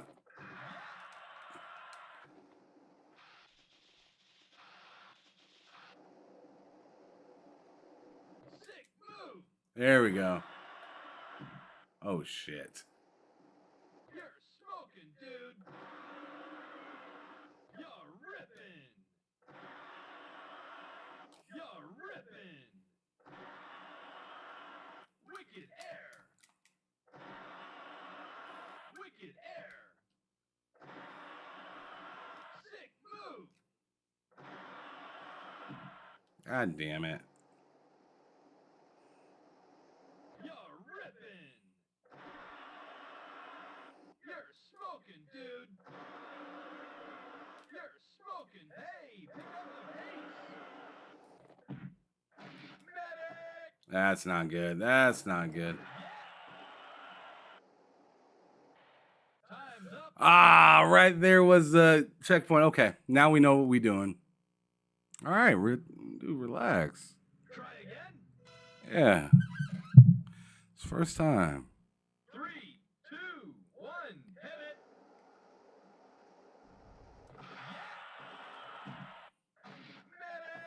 Medic. Oof.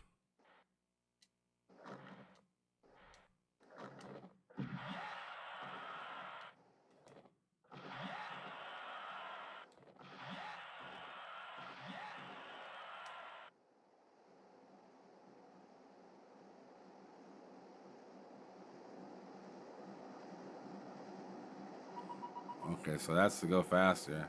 You're ripping. Wicked air. Oh, now we cooking.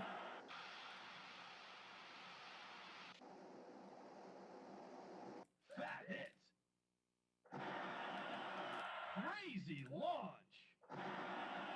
Wicked air. Wicked air. Medic. Oh, shit. You're smoking, dude. Wicked air.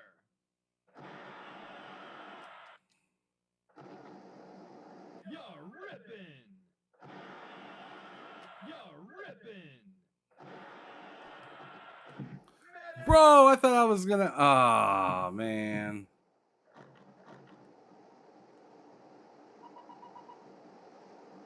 You're ripping. Ah.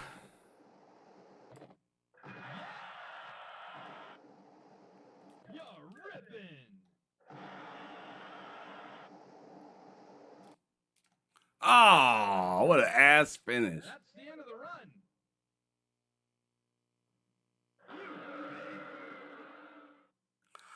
I didn't clear it. Wait, what? What was the? Yeah, what's the? What do I need to? Oh, 19,000 is the high score. Okay. Come on, bust out.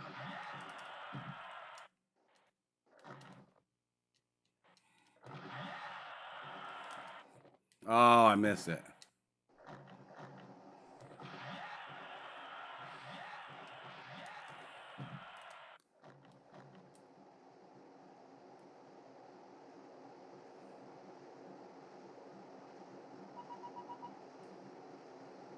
You're ripping. Word. Oh, I should have slowed down right there. That was my own fault. Crazy launch. Man, I am fucking up. I got about 1,000 points I lost. Sick move. Fat hit. Crazy launch. Crazy launch. Crazy launch. You're ripping. Crazy launch. You're ripping. Wicked air. Hey, pick up the pace. You're ripping. Oh, I fucked up. I fucked up. God damn. The 10,000 joint. Maybe there's another way to do newer tricks, like maybe the RB buttons or something. I need to go look at the config. I need to look at the config, but I just didn't do it. 2, 1, hit it. Come on,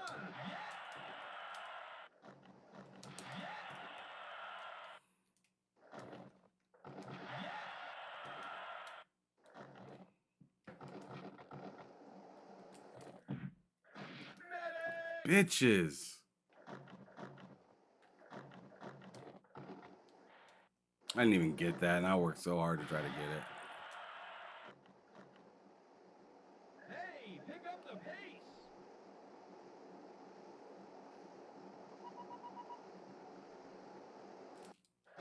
Medic. Ass, man. You're ripping.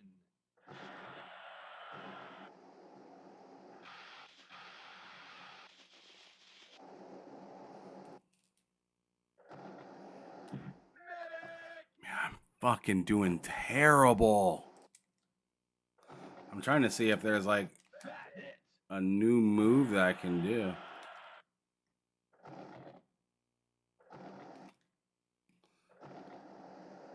Wicked air.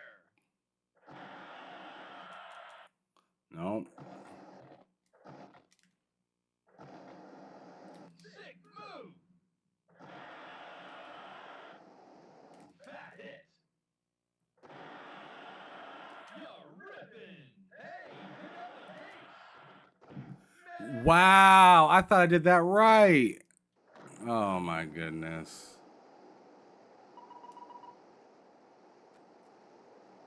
You're smoking, dude. So ass. Hey, pick up the pace. Terrible, terrible, terrible. Fat hit. I don't think there's any way to do multi-moves. Yes, this was before Tony Hawk. Try again. I'm gonna go to config real quick.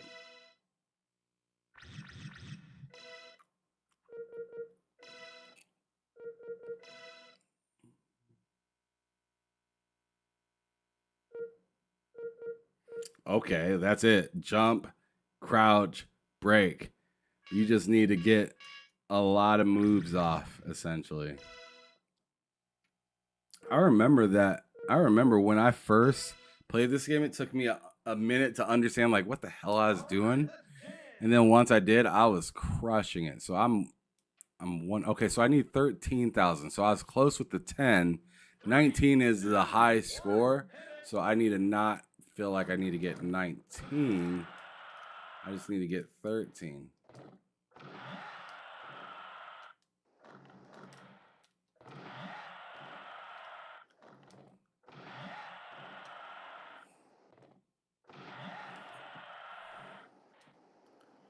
Whatever.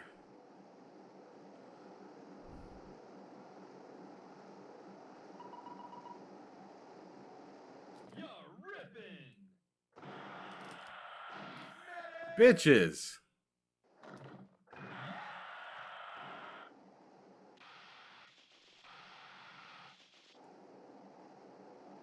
Fat hit. Wicked air. Crazy launch. Wicked air. Sick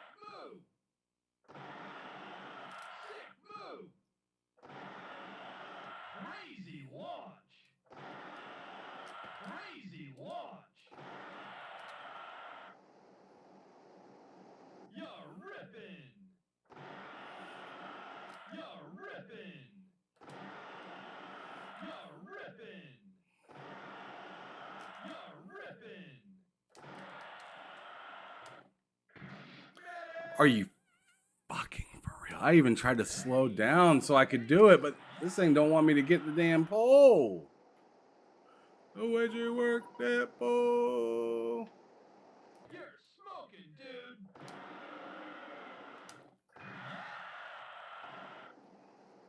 You're ripping. Oh man, I don't think I'm gonna get it. There's nothing else I can. Oh my god, I didn't get it by like what, 4 points? Oh, I did get it. Time bonus. I forgot that there's a time bonus. Oh, thank goodness. Thank the goodness.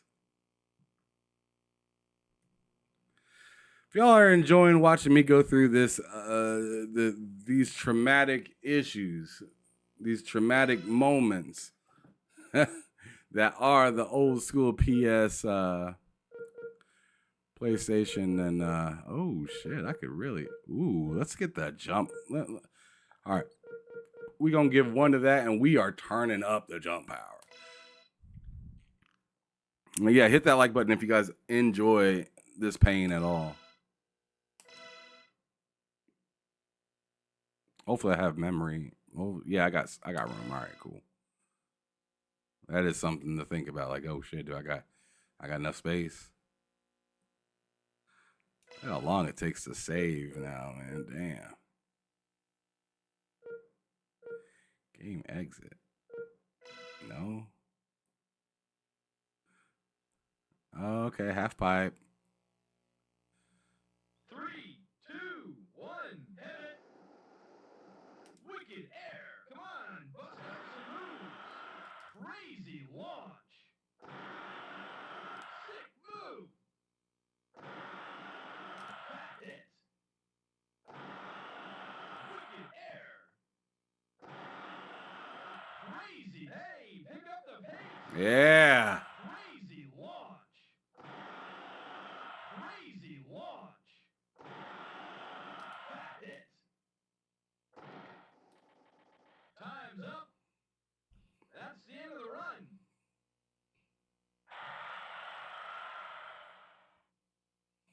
Next stage, baby.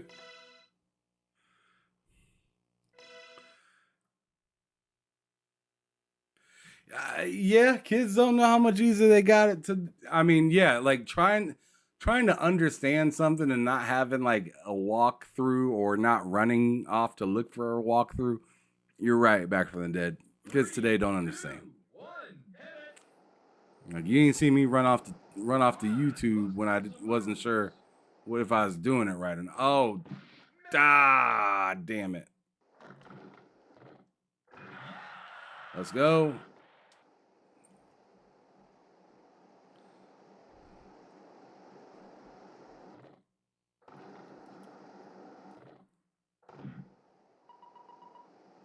You're smoking, dude. Sick move.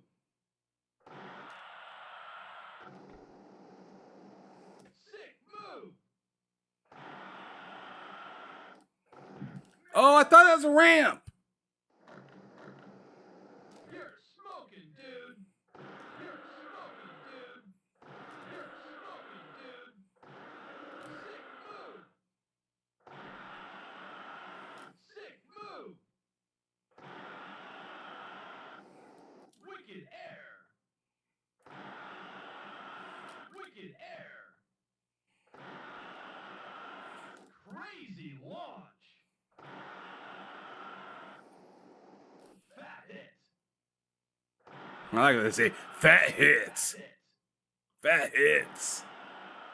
Wicked air. Wicked air. You're ripping. Fat hit. Crazy launch. You're ripping. Well, at least it landed it. You're ripping. You're ripping. Sick move. Crazy launch. Oh shit. Where am I? Can I get out? Oh no, don't start medicing your way out of the dub.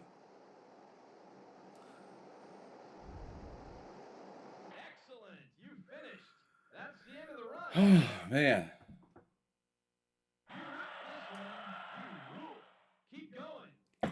All right. Back from the Dead says, my parents bought all our NES games from garage sales. When I was growing up, well, he said when I was growing up, they bought them all from garage sales. They didn't have the manual, so you just hit the buttons different ways to figure it out. Yes, you would get luck. I mean, like this game is generous because it has a config screen, right? It has a key config screen, right? Like that was nice back in the day, right? That was hot. Yes, I'm still alive, One Away Dragon. I'm just kicking it. Now I'm playing games, though. Now I'm playing games. I'm not sitting here talking to people. Now I'm just playing games. Because, you know, what else would I have been doing? I'm out here grinding, bro. I'm out here grinding, doing my thing.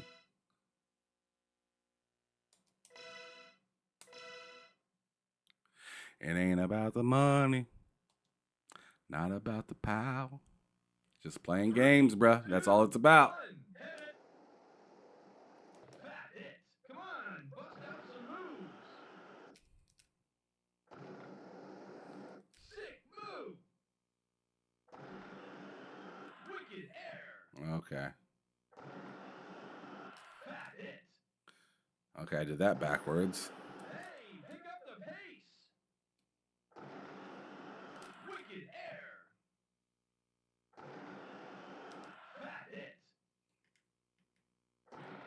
Damn it. I'm not sure if I did good enough. That's the end of the run. Oh, sweet. I did do good enough. Let's go.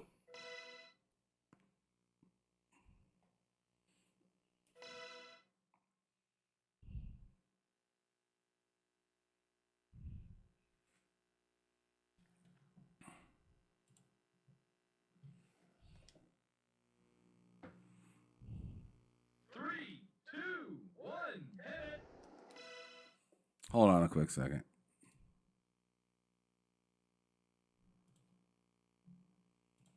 All right, cool. Come on, bust out some moves. You're ripping.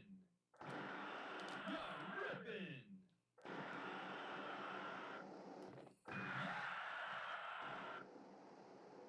Wicked air.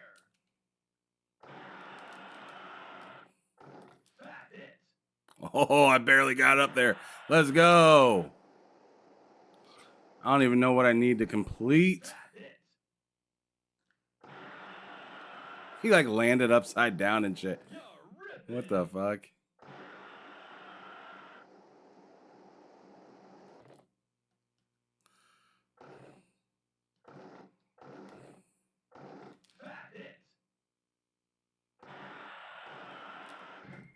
Come on, man. I told you to jump.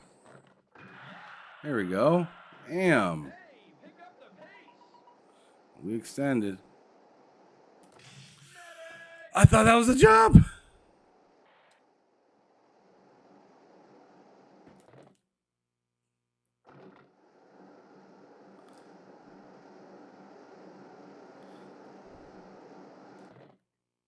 Those aren't jumps either.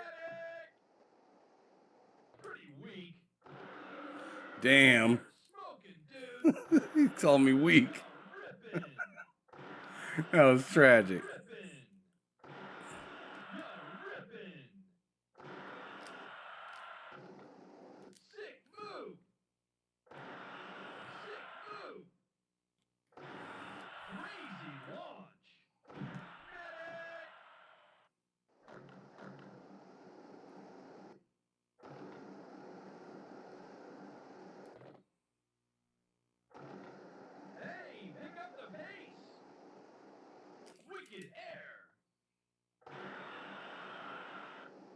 Where the fuck is the checkpoint? Time's up. That was a long. Sometimes you don't know, like, if you're needing to power through something. Like I didn't know I was supposed to power through that area. I was just playing the game.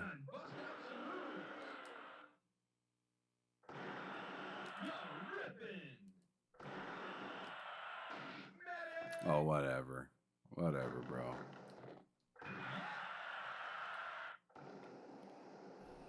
Wicked air.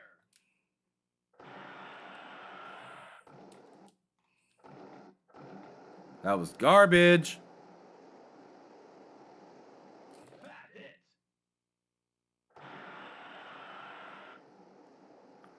You're ripping.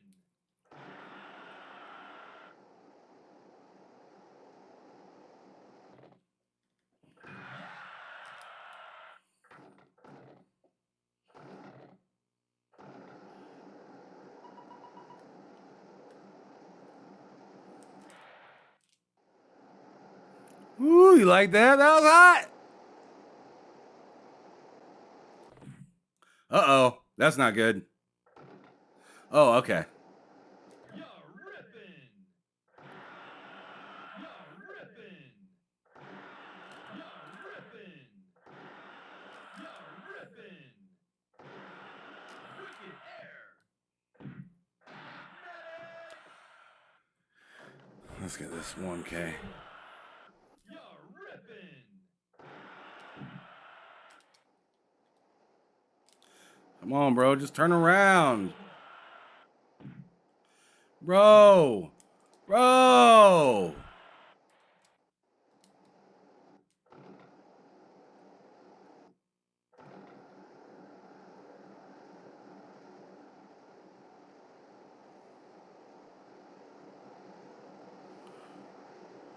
Wicked air.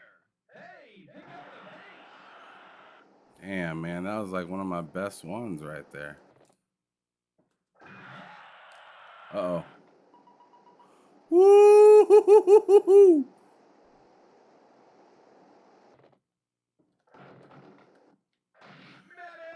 What the fuck?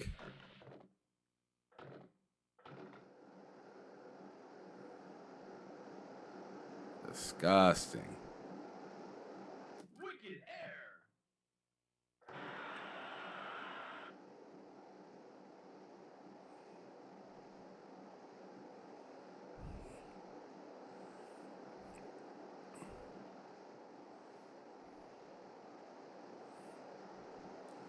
You're ripping. You're ripping. You're ripping. You're ripping. You're ripping. Hey, pick up the pace. You're ripping. Excellent. You finished. That's the end. I don't think I did it.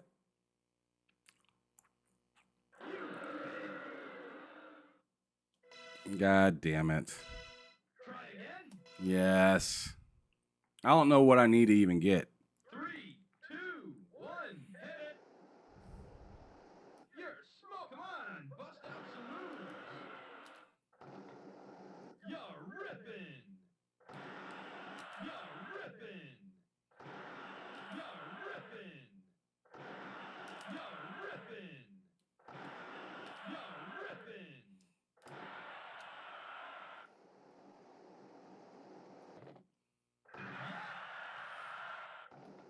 Way better start. Sick move. Wicked air. Way better start.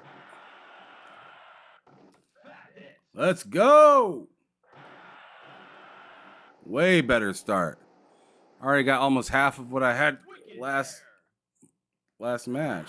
Let's go. You're ripping.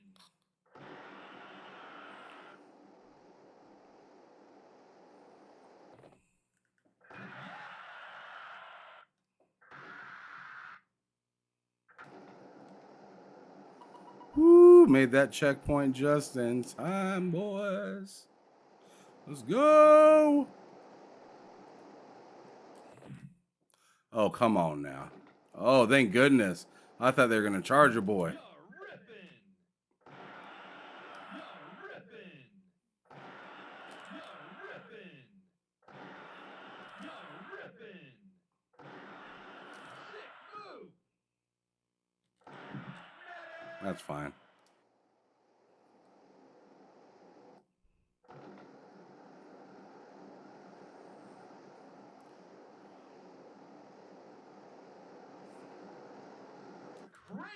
launch. Sick move.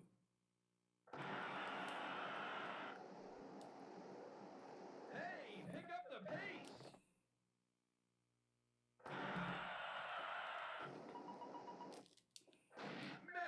Holy shit. Don't tell me I went through it.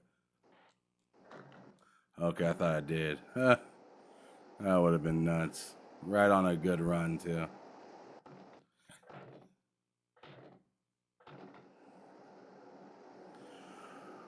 Woo, doggy. Crazy launch.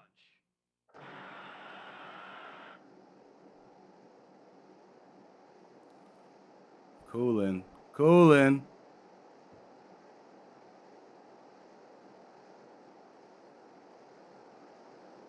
You're ripping. You're ripping. You're ripping. You're ripping. You're ripping. You're ripping. Hey, pick up the pace. Unbelievable. You're ripping. Excellent. You finished. Woo! I really pushed it to the edge. Let's go!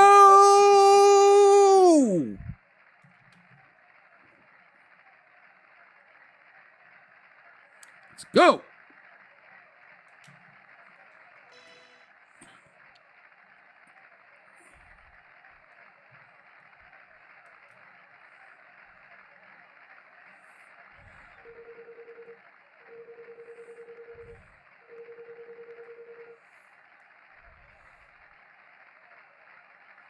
You.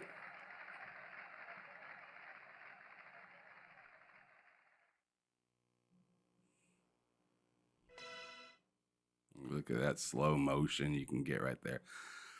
Look at that. Look at that crowd right there. All of them scribbles. Look at that. Look at that crowd going crazy. All right, y'all. Let's see. I think I'm going to save this and hop up out of here, though.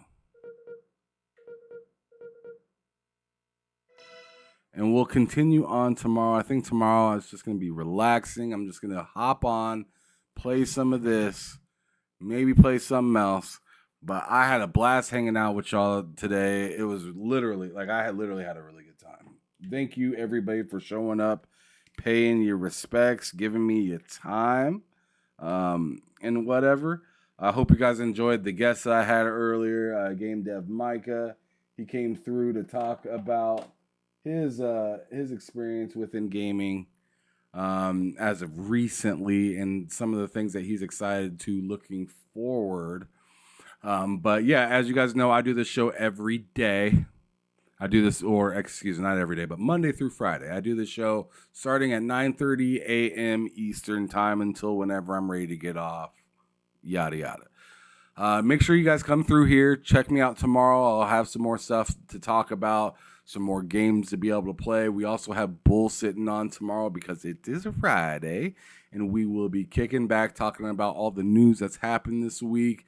Probably brush up on some of the stuff that I talked about earlier this week, but more of a panel discussion to kind of see where everybody else's head is at in case y'all thought I was tripping or something like that. We'll be able to hear Loke be tripping, Matt be tripping, Cozy always be triple, Mental 9R rarely be tripping, but he will be there as well tomorrow for bull sitting. But I will see you guys tomorrow early morning before bull sitting to kick it, talk, play some games and whatnot. But thank you guys. Thank everybody that showed up. Hopefully I entertained you enough for you to be able to hit the like button, maybe even come back another time. And I mean, God forbid, hopefully I got you to subscribe. Hopefully. I don't know. But anyways, this is your boy Ham Solo signing out from TSWS Gaming. Always letting you know to keep it gaming or keep it moving. Y'all have a wonderful rest of the evening. Doses.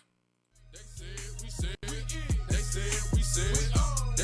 we said